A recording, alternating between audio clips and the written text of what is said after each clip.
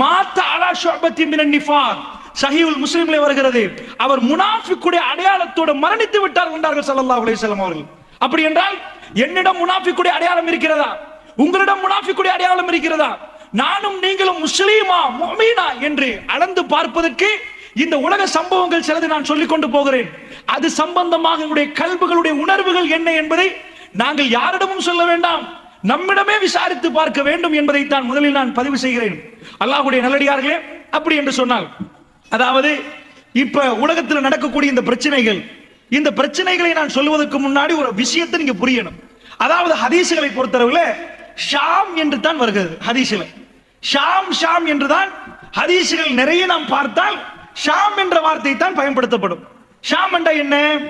அதாவது அது புரிந்தால் மட்டும்தான் ஷாம் என்றால் நான் ஹதீஸில் சொல்லுகிற நேரம் உங்களுக்கு நன்றாக புரியும். நான் சொல்லக்கூடிய இந்த மெப்பையும் சரியாக புரிந்து கொண்டால்தான் ரசூல் ஸல்லல்லாஹு அலைஹி வஸல்லம் அவர்கள் சொன்னது என்ன, இன்றைக்கு நடப்பது என்ன, அதற்கும் மறுமைக்கும் எவ்வளவு நெருக்கமா இல்லையா என்பதை நீங்களே விசாரித்துக் கொள்ள வேண்டும். அல்லாஹ்வுடைய நல்லடியார்களே, ஷாம் என்று சொன்னால் அந்த காலத்தில் ஒரு நிலப்பரப்பாக இருந்தது. இன்றைக்கு 4 நாடுகள், அதாவது பலஸ்தீன், ஜோர்தான், லெபனான், சிரியா. ஜோர்தான்ல ஒரு பகுதி, இந்த 4 நாடும் சேர்ந்த துருக்கியில ஒரு பகுதி வரும். இந்த 4 5வது நாடு, இது அத்தனையும் சேர்ந்தால்தான் ஷாம் என்று சொல்லப்படும். இப்ப இந்த நிலப்பரப்புல அதிகமான பெரிய இடம் வந்து சிரியா. ஷாம பொறுத்தளவுல பலஸ்தீன் சின்னது, ஜோர்தான் சின்னது, லெபனான் இந்த பக்கம் சின்னது. அப்ப இந்த பக்கத்தில் உள்ள பெரிய நிலப்பரப்பு என்னது? சிரியா, அதான் அதிகமானது. இப்ப நம்ம இலங்கை என்று வைத்துக் கொண்டால் யாழ்ப்பாணம் இருக்குது. யாழ்ப்பாணத்துக்கு அடுத்தபடி என்ன இருக்குது? கடல். கடலுக்கு அப்புறம் இந்தியா. இந்த கடல் இல்லைன்னு நினைங்க, சிரியா முடிகிற நேரம் கடல் இல்ல. யாழ்ப்பாணத்துக்கு அடுத்த இந்தியாவா? அதே மாதிரி சிரியா முடிகிற நேரம் முடிஞ்ச உடனே துருக்கி தொடங்கிடும். சிரியாக்கு மேல துருக்கி. இப்ப யுத்தம் எங்க நடக்குது? ஹல்ப், அலப்போன்னு சொல்லுவார்கள். அலப்போன்னு சொல்லுவது இலங்கையில யாழ்ப்பாணம் எப்படி மேல இருக்கிறோம், சிரியாவுடைய அந்த மேல பகுதி தான் அலப்போ, ஹல்ப். இந்த ஹல்புக்கு மேல, ஹல்பை தாண்டினா துருக்கி. ஏன் இதை சொல்றேன்டா, ஹதீஸ்கள் எல்லாம் இந்த இடத்தோட தான் சுத்தி சுத்தி வரும். அதனால நல்லா புரிஞ்சுக்கோங்க மெப்ப. இந்த ஷாம் என்ற மண்ணை பொறுத்தளவுல இப்ப சவுதியில இப்படி நின்றோன்னு வைங்க, நின்றா இடது பக்கமா உள்ள மண்ணு தான் ஷாம், வலது பக்கமா உள்ள மண் வந்து யமன். வலது பக்கத்துல யமன் வந்துடும், இடது பக்கத்துல ஷாம் வரும். ரசூல் ஸல்லல்லாஹு அலைஹி வஸல்லம் அவர்கள் மறுமை நாள ஒட்டி சொன்ன அத்தனை விஷயங்களும் இந்த அந்த நிலப்பரப்பில் தான் நடக்க போகிறது. இதுல தான் ரசூல் ஸல்லல்லாஹு அலைஹி வஸல்லம் அவர்கள் நிறைய சொன்னார்கள். அப்படி என்றால் நல்லா புரிஞ்சிருப்பீங்க. சவுதி இதண்டா இந்த பக்கம் இப்படி நினைக்கிறேன், இந்த பக்கம் அப்படியே யமன் வலது பக்கம், இந்த பக்கம் அப்படியே ஷாம். இந்த ஷாம்ல வந்து நான் சொன்னேன் பலஸ்தீன், ஜோர்தான்ல ஒரு பகுதி, லெபனான்ல ஒரு பகுதி, சிரியா, துருக்கியில சின்ன பகுதி. இது எல்லாத்தையும் ஒட்டி தான் ரசூல் ஸல்லல்லாஹு அலைஹி வஸல்லம் காலத்துல ஷாம் என்று இருந்துச்சு. அல்லாஹ்வுடைய நல்லடியார்களே, இந்த ஷாமை பத்தி எக்கச்சக்கமான ஹதீஸ்கள் வருகிறது. முதல்ல ஒரு முஸ்லிம் இந்த யுத்தத்தை பத்தி ஏன் வேதனைப்படணும் தெரியுமா? காபத்துல்லாஹ்ல கை வச்சிட்டாங்கன்னு வைங்க, சும்மா இருப்போமா? துடிக்க மாட்டோம், பதற மாட்டோம். அல்லாஹ்வுடைய ஆலயம்டா, நமக்குள்ள எந்த பேரும் பார்க்க மாட்டோம், எல்லோரும் ஒரு அணியில் நிற்போம். காபத்துல்லாஹ் உசுர துறக்க அடுத்த நிமிஷம் நானும் நீங்கள் யோசிக்க மாட்டோம். மஸ்ஜிது நபவி, மதீனாவும் நமக்கு அப்படி புனிதம். இந்த இஸ்லாமிய மார்க்கம் அவர் ரசூல் ஸல்லல்லாஹு அலைஹி வஸல்லம் சொல்லி தர்றாங்க, 3 பள்ளிவாசல்கள் உங்களுக்கு புனிதமானது. ஒன்று பைத்துல்லா, காபத்துல்லா, அடுத்தது மஸ்ஜிது நபவி, அதுக்கு அடுத்தது மஸ்ஜிதுல் அக்ஸா. இது எங்க இருக்குது? ஷாம்ல இருக்குது. அப்ப மக்கா எங்களுக்கு புனிதம், மதீனா எங்களுக்கு புனிதம், அதுக்கு அடுத்தபடியாக புனிதமான இடம் என்ன? இது ஷாம் தான் எங்களுக்கு புனிதம். இது அதிகமான மக்கள் புரியுறாங்க இல்ல? உலகத்துல என்ன நிலப்பரப்பு இருந்தாலும் மக்கா மதீனாவுக்கு அடுத்தபடியாக இந்த ஷாம் என்பது எங்க கல்வியில் அப்படி இடம் பெற வேண்டிய இடம். இந்த 3ஐ ரசூலுல்லாஹ் சொல்றாங்க. அப்ப ஷாம் என்று சொன்னா நிறைய பேர் கவலை வர்றது இல்ல. ஏன் வரலண்டா, மக்கானா வருகுது, மக்கா எங்களே, மதீனானா வருகுது, மக்கா மதீனாவோட வர்றது தான் இந்த ஷாம். ரசூல் ஸல்லல்லாஹு அலைஹி வஸல்லம் அவர்கள் அதிகமாக சிலாயித்து சொன்னாங்க. சஹாபாக்கள் உட்கார வச்சு பேசுறாங்க, அல்லாஹ் ஷாமுக்கு அல்லாஹ் செய்த அருள், அல்லாஹ் செய்த பரக்கத்துன்றாங்க. சஹாபாக்கள் கேட்டாங்க, யார சொல்லலாம், ஏன் யார சொல்ல அப்படி என்றீங்க, எப்படி சொல்றீங்க, ஷாமை பார்த்து ஏன் அப்படி பண்றீங்க? அல்லாஹ்வுடைய தூதர் ஸல்லல்லாஹு அலைஹி வஸல்லம் சொன்னாங்க, நான் கண்களால் அல்லாஹ் ரப்புல் ஆலமீன் எனக்கு காட்டுகிறான். என்ன காட்டுகிறான் தெரியுமா? ஷாமுடைய நிலப்பரப்பில் மலக்குமார்கள் தன்னுடைய ரெக்கைகளை தாழ்த்தி கொண்டிருக்கிறார்கள். அல்லாஹ் அருள் செய்த பூமி என்றார்கள் ரசூல் ஸல்லல்லாஹு அலைஹி வஸல்லம் அவர்கள். அப்படிப்பட்ட பூமி அல்லாஹ் ரப்பல் ஆலமீன் திருக்குர்ஆன்ல குர்ஆன்ல சொல்றான். ஒரு நாள் ராத்திரி ரசூல் ஸல்லல்லாஹு அலைஹி வஸல்லம் அவர்களை மஸ்ஜிதுல் அதாவது மஸ்ஜிதுல் ஹராம்ல இருந்து காபத்துல்லாஹ்ல இருந்து எங்க கொண்டு போறான்? அக்ஸா பள்ளிவாசலுக்கு கொண்டு போய் அக்ஸாவுல இருந்து மேராஜ் பயணம் கொண்டு போறான்ல. இதுக்கு இஸ்ராண்டுவோம். அதுக்கு மேல போறது மேராஜ். இந்த உலகத்துக்குள்ளேயே பைத்துல் ஹராத்துல இருந்து மஸ்ஜிதுல் ஹராம்ல இருந்து அக்ஸா வரைக்கும் போனா அதுக்கு பேர் இஸ்லாம். அதுக்கு மேல போறது மேராஜ். அல்லாஹ் எப்படி சொல்றான் தெரியுமா? சுப்ஹானல்லஸி அஸ்ரா பி அப்திஹி லைலம் மினல் மஸ்ஜிதில் ஹராம் இலல் மஸ்ஜிதில் அக்ஸா அல்லதி பாரக்னா ஹவ்லஹு. அல்லாஹ் ரப்பல் ஆலமீன் சொல்றான், தன்னுடைய அடியான் முஹம்மது ஸல்லல்லாஹு அலைஹி வஸல்லம் அவர்களை மஸ்ஜிதுல் ஹராம்ல இருந்து மஸ்ஜிதுல் அக்ஸா வரைக்கும் கொண்டு போனானே, அவன் பரிசுத்தமானவன் சொல்லி நிப்பாட்டினா பிரச்சனை இல்ல. என்ன சொல்றான் தெரியுமா? பாரக்னா அலா ஹவ்லஹு. அதை சுத்தி நாம் என்ன பண்ணிருக்கிறோம்? பரக்கத்து செய்திருக்கிறோம் என்று அல்லாஹ் ரப்பல் ஆலமீன் சொல்றானே. பரக்கத்து செய்யப்பட்ட பூமி ஷாம். திருக்குர்ஆனில் நேரடியாக வருகிறது. ஷாம் என்று சொன்னா அது பரக்கத்து செய்யப்பட்ட மண். அமெரிக்காக்கு அப்படி வரல, ரஷ்யாவுக்கு அப்படி வரல, ஷாமுக்கு பரக்கத்து செய்யப்பட்டு திருக்குர்ஆனில் நம்ம நெடிய பார்க்கலாம். நபிகள் நாயகம் ஸல்லல்லாஹு அலைஹி வஸல்லம் அவர்கள் ஒரு நாள் சொல்றாங்க, என்ன சொன்னாங்க தெரியுமா? ஷாம பார்த்து, அல்லாஹும்ம பாரிக் லனா ஃபீ ஷாமினா, யா அல்லாஹ் எங்களுடைய ஷாமுக்கு பரக்கத்து செய்வாயாக.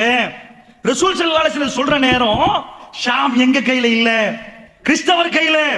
அல்லாஹ்வுடைய தூதர் என்ன பண்றாங்க தெரியுமா? அல்லாஹும்ம பாரிக் லனா ஃபீ ஷாமினா. ஹதீஸ் நல்லா பாருங்க வாசகத்தை. யா அல்லாஹ் எங்களுடைய ஷாம்ல எங்களுக்கு பரக்கத்து செய்வாயாக. சஹாபாக்கள் என்னடா ரசூல் ஸல்லல்லாஹு அலைஹி வஸல்லம் காலத்துல ஷாம் எங்க கையில வரவே இல்ல, ஷாம் கிறிஸ்தவர்கள் கையில. அப்ப அல்லாஹ்வுடைய தூதர் சொன்னாங்க, ஷாம் கிடைக்க போகுதுன்னு அர்த்தம். அதோட யமன் வாசிகள் இருந்தாங்க. யார் சொல்லலாம்? எங்களுக்கு சொல்ல மாட்டீங்களா? எங்க ஊருக்கு கேட்க மாட்டீங்களா? அல்லாஹும்ம பாரிக் லனா ஃபீ ஷாமினா வ ஃபீ யமனினா. யா அல்லாஹ் எங்களுடைய ஷாமுக்கும் எங்களுடைய யமனுக்கும் யா அல்லாஹ் நீ பரக்கத்து செஞ்சிரு யா அல்லாஹ். அதோட நஜித் வாசிகள் ஈராக் மக்கள் கேட்கிறாங்க. யார் சொல்லலாம்? எங்களுக்கு கொஞ்சம் ஈராக்குக்கு. அல்லாஹ்வுடைய தூதர் 3 வாட்டி சொன்னார்கள், அல்லாஹும்ம பாரிக் லனா ஃபீ ஷாமினா வ ஃபீ யமனினா. யா அல்லாஹ் எங்களுடைய ஷாமுக்கும் எங்களுடைய யமனுக்கும் பரக்கத்து செய்வாயாக யா அல்லாஹ். 3 வாட்டியும் ரசூல் ஸல்லல்லாஹு அலைஹி வஸல்லம் அவர்கள் நஜ்த் ஈராக்கை சொல்லவே இல்லை. எல்லாம் முடிஞ்ச பிறகு ஈராக் ஈரான் பிரதேசம் நஜ்த் பிரதேசம் எல்லாம் முடிஞ்ச பிறகு ரசூலுல்லாஹ் சொன்னாங்க, அது ஃபித்னாக்குரிய மண்ணே, கர்னு ஷைத்தான், ஷைத்தான் கொம்புகள் முளைக்கிற இடம், அது பூமி குலுக்க வர்ற இடம், அதுக்கு துஆ செய்ய இயலாதுன்றாங்க ரசூல் ஸல்லல்லாஹு அலைஹி வஸல்லம். அல்லாஹ்வுடைய நல்லடியார்களே, பெருமானார் ரொம்ப ரொம்ப ரொம்ப விரும்பின இடம் ஷாம். ஒரு நாள் ரசூல் ஸல்லல்லாஹு அலைஹி சொல்றாங்க, ஒரு காலம் வரும், ஒரு யுத்தம் நடக்கும், அந்த யுத்தம் 3 இடங்களில் நடக்கும் என்றாங்க. ஒன்று ஈராக்கில் நடக்கும் என்றார்கள், அடுத்தது ஷாமில் நடக்கும் என்றார்கள், அடுத்தது யமனில் நடக்கும் என்றார்கள். இன்றைக்கு 3 ஈராக் முடிந்து விட்டது, அதுக்கு மேலே இருக்கும் இன்ஷா அல்லாஹ். ஷாமில் நடக்கிறது, யமனில் நடக்கிறது. சஹாபாக்களில் ஒருவர் கேட்டார், யார சொல்லலாம், அந்த நேரத்தில் எந்த சபைக்கு எந்த படைக்கு நான் போக வேண்டும் யார சொல்லலாம்? அல்லாஹ்வுடைய தூதர் என்ன சொன்னார்கள் தெரியுமா? ஷாமுடைய படைக்கு போன்றார்கள். யார சொல்லலாம்? ஷாமுடைய படைக்கு நான் தவறி விட்டேன் என்றால் எந்த படைக்கு யார சொல்லலாம் நான் போக வேண்டும்? யமனுடைய படைக்கு போன்றார்கள் ரசூல் ஸல்லல்லாஹு அலைஹி வஸல்லம். அல்லாஹ்வுடைய தூதர் விரும்பினது ஷாம், இல்லாவிட்டால் யமன். ஈராக்கை பற்றி ரசூல் ஸல்லல்லாஹு அலைஹி வஸல்லம் அவர்கள் பேசவில்லை. அல்லாஹ்வுடைய நல்லடியார்களே, அப்படி என்றால் ஷாம் ரசூலுல்லாஹ்வுடைய நாவினால் பரக்கத்து செய்ய யா அல்லாஹ் இந்த ஷாமுக்கு பரக்கத்து செய்து விடு என்று கேட்டார்கள். யா அல்லாஹ் இந்த யமனுக்கு பரக்கத்து செய்து விடு என்று கேட்டார்கள். சுப்ஹானல்லாஹ், ஷாமுக்கு செய்யப்பட்ட பரக்கத்து, நபிமார்களுடைய வருகை, இமாம்களுடைய புத்தகங்கள் எழுதப்பட்ட எக்கச்சக்கமான இமாம்கள் எல்லோரும் ஷாம். பேர் குறிப்பிட்டு இன்றைக்கு நான் சொல்லக்கூடிய எல்லா ஹதீஸும் ஷேக் அல்பானி அவர்களால் சஹீஹாக்கப்பட்ட ஹதீஸ் தான் சொல்ல போகிறேன். இந்த ஷேக் அல்பானி அவர்கள் பிரச்சாரம் செய்த மண்ணு ஷாமுடைய மண்ணு. ஷேகுல் இஸ்லாம் இமாம் இப்னு தைமிய்யா ரஹ்மத்துல்லாஹி அலைஹி எக்கச்சக்கமான ஃபத்தாவா இப்னு தைமிய்யா மட்டும் மஜ்மூ ஃபத்தாவா மட்டும் 24 வால்யூம்களோடும் அப்படி கிதாபுகள் எழுதி வைத்திருக்கிறார். இங்க தொடங்கினா கிதாப் அங்க முடியும். அப்படி எழுதின அவருடைய வீர பிரச்சாரம் நடந்தது ஷாமில். அல்லாஹ்வுடைய நல்லடியார்களே, இமாம் நபவி அவர்கள் பிரச்சாரத்தை முடக்கிவிட்ட இடம் ஷாம். அல்லாஹ்வுடைய நல்லடியார்களே, ஹஜ்ருல் அஸ்கலானி ரஹ்மத்துல்லாஹி அலைஹி அவர் பிரச்சாரம் செய்த இடம் ஷாம். நான் என்ன உங்களுக்கு சொல்ல வர்றேன், பெரும் பெரும் இமாம்கள் என்று யாருடைய பேரை நீங்கள் எடுத்துக்கொண்டாலும் அவர்கள் பிரச்சாரம் செய்த பரக்கத்து பொருந்திய இடம் ஷாம். அல்லாஹ்வுடைய நல்லடியார்களே, ஷாமை ரசூலுல்லாஹ் சிலாஹித்து சொன்னார்கள். ஷாமுக்கு நிறைய பரக்கத்தை வேண்டி ரசூல் ஸல்லல்லாஹு அலைஹி வஸல்லம் அவர்கள் பிரார்த்தனை செய்தார்கள். அந்த ஷாமை பற்றி இப்படி எல்லாம் சொன்ன ரசூலுல்லாஹ், சிலாஹித்து சொன்ன ரசூலுல்லாஹ் விரலை நீட்டி சொன்னார்கள், இதுதான் கடைசி நாளைக்குரிய அடையாளம் என்றே சொன்னார்கள். அர்துல் மஹ்ஷர் என்றார்கள். மஹ்ஷருடைய பூமி ஷாம், அர்துல் மஹ்ஷர் என்றார்கள். இந்த ஷாம் இருக்கிறது, இது மஹ்ஷருடைய மண் என்றார்கள் ரசூல் ஸல்லல்லாஹு அலைஹி வஸல்லம் அவர்கள். மஹ்ஷருடைய மண் என்றால் மஹ்ஷர் மைதானம் நினைச்சிடக்கூடாது. மறுமை நாள் நெருங்குற நேரம் நெருப்புகள் எடுக்குமா, இந்த பக்கம் அந்த பக்கம் எல்லா பக்கமும் நெருப்பு எடுக்கும். அந்த நெருப்பு மக்களை தள்ளிட்டே வரும். மக்கள் எல்லோரும் மறுமை நாளுக்கு நெருங்குற நேரம் ஒன்று சேருகிற இடம் ஷாம் என்றார்கள் ரசூல் ஸல்லல்லாஹு அலைஹி வஸல்லம். அப்படி என்று சொன்னால் இப்பொழுது நாம் ஷாமில் இருந்தே வருவோம். அந்த ஷாமை பற்றி ரசூலுல்லாஹ் சொன்னதும் இன்றைக்கு நடக்கக்கூடிய யுத்தத்துக்கும் என்ன முடிச்சு போடலாம், இது என்ன யுத்தம் என்பதை நீங்கள் பார்க்கலாம். அல்லாஹ்வுடைய நல்லடியார்களே, நபிகள் நாயகம் ஸல்லல்லாஹு அலைஹி வஸல்லம் அவர்கள் இந்த ஷாமை சிலாகித்து சொன்னதெல்லாம் ஒரு பக்கம் வைப்போம். அதிலே எக்கச்சக்கமான பரக்கத்துகளை நாங்கள் பார்த்து விட்டோம். அந்த மண்ணிலே ஒரு பிரச்சனை என்றால் ஒவ்வொரு மூமினுடைய கல்விலும் வேதனை உருவாக வேண்டும் என்ற சிந்தனையும் உங்களுக்கு மத்தியில் வைத்து விட்டேன். ரசூல் ஸல்லல்லாஹு அலைஹி வஸல்லம் அவர்கள் ஷாம் கிடைக்க முன்னாடி இந்த துஆவை செய்தார்கள். அல்லாஹ் மீது ஆணையாக ரசூலுல்லாஹ் மௌத்தாகி 4 வருடங்களுக்கு பிறகுதான் ஷாம் எங்கள் கையிலே கிடைக்கிறது. ரசூலுல்லாஹ் கேட்ட துஆ என்ன? அல்லாஹும்ம பாரிக் லனா ஃபீ ஷாமினா, யா அல்லாஹ் எங்களுடைய ஷாமுக்கு எங்களுக்கு பரக்கத்து செய்வாயாக என்று கேட்டார்கள். கேட்கிற நேரம் ஷாம் யாருடைய கையிலே? ரோமர்களுடைய கையிலே, கிறிஸ்தவர்களுடைய கையிலே. ரசூலுல்லாஹ் மௌத்தாகி அபூ உபைதா இப்னுல் ஜர்ராஹ் ரலியல்லாஹு அன்ஹு அவர்கள் 4 ஆண்டுகள் ஹிஜ்ரி 15ஆம் ஆண்டு உமர் பின் கத்தாப் ரலியல்லாஹு அன்ஹு காலத்தில் அவர்தான் ஷாமை கைப்பற்றி கொண்டு வருகிறார். ரசூலுல்லாஹ் ஒரு நாள் சொன்னார்கள், அஹ்ஸாப் போர், அதாவது கந்தக் என்ற ஒரு யுத்தம் நடந்தது.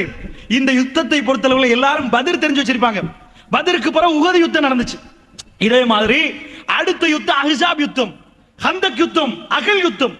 இந்த யுத்தத்தை மாதிரி இந்த உம்மத்திலே அதிபயங்கரமான யுத்தத்தை நீங்க பார்க்கவே இயலாது.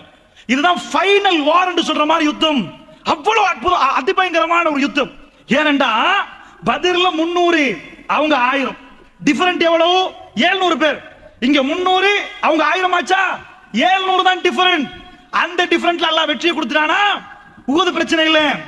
அஹ்ஸாபை பொறுத்தளவுல எல்லோ இப்ப ரியாத்ன்றமே அதுக்கு நஜித் என்று சொல்லுவாங்க. அந்த டைம்ல இந்த பகுதி எல்லாம் காஃபிர், எல்லாரும் ஒன்று சேர்றாங்க. எதுக்கு தெரியுமா? மதீனாவை சுத்தி வளைச்சு அவ்வளவு பேரை கொண்டு போட்டுரும். இதான் ஃபைனல் டிசிஷன். வர்றார்கள் எல்லோரும் படையெடுத்து கொண்டு, கிட்டத்தட்ட 10,000 பேர். மதீனா பாப்புலேஷனை எல்லாத்தையும் சேர்த்தாலும் 3000 வராது. இப்ப எவ்வளவு டிஃபரண்ட்? 7000 பேர் டிஃபரண்ட். 10,000 வர்றான், 3000 பேர் இருக்கிற ரசூலுல்லாஹ் தாடியை பிடிச்சிட்டாங்க. மெசேஜ் வந்துடும். அப்படியே யோசிச்சுட்டு இருக்கிற நேரம் சல்மான் அல் ஃபாரிஸ் வர்றார். யார சொல்லலாம், கவலைப்படாதீங்க, அல்லாஹ் இருக்கிறான். இங்க பாரசீகம் என்ன ஒரு பெரிய சாம்ராஜ்யம். இன்றைக்கு அமெரிக்கா அதனுடைய டொனால்ட் ட்ரம்புடைய பதவி ஏற்ப உலகமே பேசுது என்றால் இதே மாதிரி பாரசீகம் என்பது இன்றைக்கு அமெரிக்கா மாதிரி. பாரசீக சாம்ராஜ்யம், எம்பையர் ஆஃப் பெர்ஷியா, பெர்ஷியாவுடைய சாம்ராஜ்யத்து பாரசீகத்திலிருந்து வந்தவர் அவரு சல்மான் அல் ஃபாரிஸ். யார சொல்ல, எங்க ஊர்ல என்ன செய்வாங்க தெரியுமா? இந்த மாதிரி படையெடுத்து வந்தா குழி தோண்டிடுவோம். அப்ப வந்து எதிரி கீழே விழுந்துருவானா, குடியில உளுந்து தானே நம்மகிட்ட வரணும். உழுகுற நேரம் சரம் மாதிரியா பார்த்துக்கொள்வோம். செஞ்சிருவோமா? யார சொல்லலாம். மதீனாவில் பட்டினி நிலவுறது. ரசூலுல்லாஹ் முடிவெடுக்கிறாங்க. சல்மான் அல் ஃபாரிஸ் சொன்னதை செய்வோம் என்றாங்க. எல்லோரும் குழியை தோண்டுங்கன்றாங்க. கிட்டத்தட்ட 1500 பேர் கிளம்புறார்கள். உள்ள அவ்வளவு ஆம்பளைகளும். சாப்பிடுறதுக்கு வழி இல்ல, வயிற்றுல கல்லு தொங்குது. மதீனாவில் இந்த பக்கம் பெரிய மலை தொடர், அங்கெல்லாம் குழி தோண்ட தேவையில்ல. இந்த பக்கம் மலை தொடர், அதுக்கு பிரச்சனை இல்ல. பின்னாடி பனு குறைலா யகூதிகள், அவங்கள கூட பேச்சுவார்த்தை நடத்தி இங்கால விட்டுறாதப்பா. 3 ஏரியா கவர் பண்ணியாச்சு. பெரிய ஒரு ஏரியா இருக்கு. இப்ப போனா உங்களுக்கு வழங்கும். இதை நெடுஞ்சாலையே பெருக்கும். இப்ப போனா தெரியாது. மதீனாவுடைய ஓபன் ஸ்பேஸ், இந்த ஸ்பேஸால தான் எல்லாரும் வந்துடலாம். குழியை தோண்டுவோன்னு முடிவு செய்யறாங்க. முடிவு செஞ்சா பட்டினி நிலவுது. எல்லாரும் தோன்றாங்க. ஒரு ஆச்சரியம் நடக்குது. குழியை தோண்டிட்டு போற நேரம் ஒரு கல்லு குறுக்க வருகுது. உடைக்க பாக்குறாங்க, உடையுது இல்ல. அட்டிக்கிறாங்க, உடையுது இல்ல. மசூரா கேட்கறாங்க. ரசூலுல்லாஹ் போய் மசூரா கேட்போம். இந்த கல்லு நிக்குதே, எல்லாத்தையும் தோண்டிட்டு போறோம், கான் மாதிரி தோன்றாங்க, இது மட்டும் நடுவுல நிக்குதேப்பா, என்னன்னு கேட்டுருவோம். மசூரா கேட்கிற நேரம் ரசூல் ஸல்லல்லாஹு அலைஹி வஸல்லம் வர்றாங்க. வந்து குழியை தோண்டுவதற்கு அந்த குழிய கல்லு குறுக்க நிக்கிற கல்லை உடைக்க வந்தா அல்லாஹ்வுடைய தூதர் எப்படி உடைச்சாங்க தெரியுமா? பார்த்துட்டாங்க. உடையுது இல்லையா, அல்லாஹ் அறிவிச்சு கொடுத்திருப்பான் போல. எடுத்து கையில பிஸ்மில்லான்றாங்க. பிஸ்மில்லான்னு ஒரு அடி, கல்லு சுக்குணும், கல்லு உடையுது. அல்லாஹ் அக்பர்ன்றாங்க ரசூலுல்லாஹ். இதுதான் ஷாமுடைய வாசல் திறக்கிற நேரம். இந்த யுத்தம் வரைக்கும் எப்படி வரைபடத்தை கீத்துறாங்கன்னு பாருங்க. இன்னும் ஷாம் கையில கிடைக்கல. ஒரு அடி அடிச்சு ஒட்டஞ்ச உடனே சொல்ல அல்லாஹ் அக்பர், அல்லாஹ் அக்பர், அல்லாஹ் பெரியவன். வயித்துல கல்லு தொங்குது, மக்கள் பட்டியலில் நிற்கிறாங்க. ரசூலுல்லாஹ் என்ன பண்றாங்கடா, மக்களை பார்த்து என்ன சொன்னார்கள் தெரியுமா? அல்லாஹ் ரப்புல் ஆலமீன் ஷாமுடைய செந்நிறை கோட்டைகளை எனக்கு காட்டுகிறான். அல்லாஹ் ஷாமை என் கையில் தருகிறான், என்னுடைய உம்மத்தின் கையில் கொடுக்கிறான் என்றார்கள் ரசூல் ஸல்லல்லாஹு அலைஹி வஸல்லம். கல்லில் இன்னொரு பகுதி மீதமா இருக்குது. அப்படியே பிஸ்மில்லாஹ் அர்த்தாட்டி கல்லு ஒட்டையுது. அல்லாஹ் அக்பர் என்றாங்க. வயித்துல கல்லு தொங்குது. 10,000 பேர் வெளியே நிக்கிறான். 3000 பேரை காலி பண்ணிடுவான். இது கங்கால மதீனாவுல வாழலாமா வாழ முடியாதா என்ற கேள்வி இருக்கிற நேரம் பெருமானார் என்ன பேசுறாங்க தெரியுமா? கல்லு ஒட்டையுது. யாரால உடைக்க முடியாத கல்லு. ரசூல் ஸல்லல்லாஹு அலைஹி வஸல்லம் சொன்னாங்க. என்ன சொன்னார்கள் தெரியுமா? பாரசீக கோட்டை, வெள்ளை மாளிகை, பைத்துல் அபியல், பாரசீக மன்னனுடைய வெள்ளை மாளிகை, ஒயிட் பேலஸ், அதை அல்லாஹ் ரப்புல் ஆலமீன் எனக்கு காட்டுகிறான். அவருடைய கருவூலங்களை என்னுடைய உம்மத்துக்கு கொடுக்கிறான் என்றார்கள் ரசூல் ஸல்லல்லாஹு அலைஹி வஸல்லம். இன்னொரு பகுதி மிஞ்சிருக்குது. பிஸ்மில்லாஹ் ஓங்கி ஒரு அடி அடித்தார்கள். கல்லு சுக்குநூறாகி விட்டது. அல்லாஹ் அக்பர் என்றார்கள். ரசூல் ஸல்லல்லாஹு அலைஹி வஸல்லம் சொன்னார்கள், யமனுக்குரிய நுழைவாயலை வல்லாஹி அல்லாஹ் எனக்கு காண்பிக்கிறான், அதையும் என் உம்மத்து கையில கொடுத்துட்டான். சுப்ஹானல்லாஹ். இது எப்படிப்பட்ட நிலைமைன்னு சொன்னாதான் உங்களுக்கு புரியும். ஏனென்றா இப்ப எங்களை சுத்தி வளைச்சு ரவுண்ட் அப் பண்ணிட்டாங்கன்னு வைங்க, இந்த டைம்ல போய் பாரசீகத்தை பிரச்சனை பிடிக்கும். ஒரு எம்பையர், ஒரு சாம்ராஜ்யம் கையில வருமா? அட உள்ள மதீனாவே பாதுகாக்கிறதுக்கு எல்லாம் இருக்கிறோம். நாம கொஞ்சம் பேர் இருந்துட்டு அவ்வளவு பேர் எப்படி பிடிக்கணும்னு யோசிக்க மாட்டாங்களா? இறை தூதரா இருந்தா மட்டும்தான் இதை பேசலாம், இல்லன்னா பேச இயலாது. யாரு கையில இருக்குது? ஒரு சின்ன ஆள் கையில இருக்குது, சக்கரவர்த்தி கையில இருக்குது, சாம்ராஜ்யத்தின் பெரும் தலைவர், அவங்க கையில இருந்து சாம்ராஜ்யமே வந்துருமா? அதுக்கு மேல இல்லையா?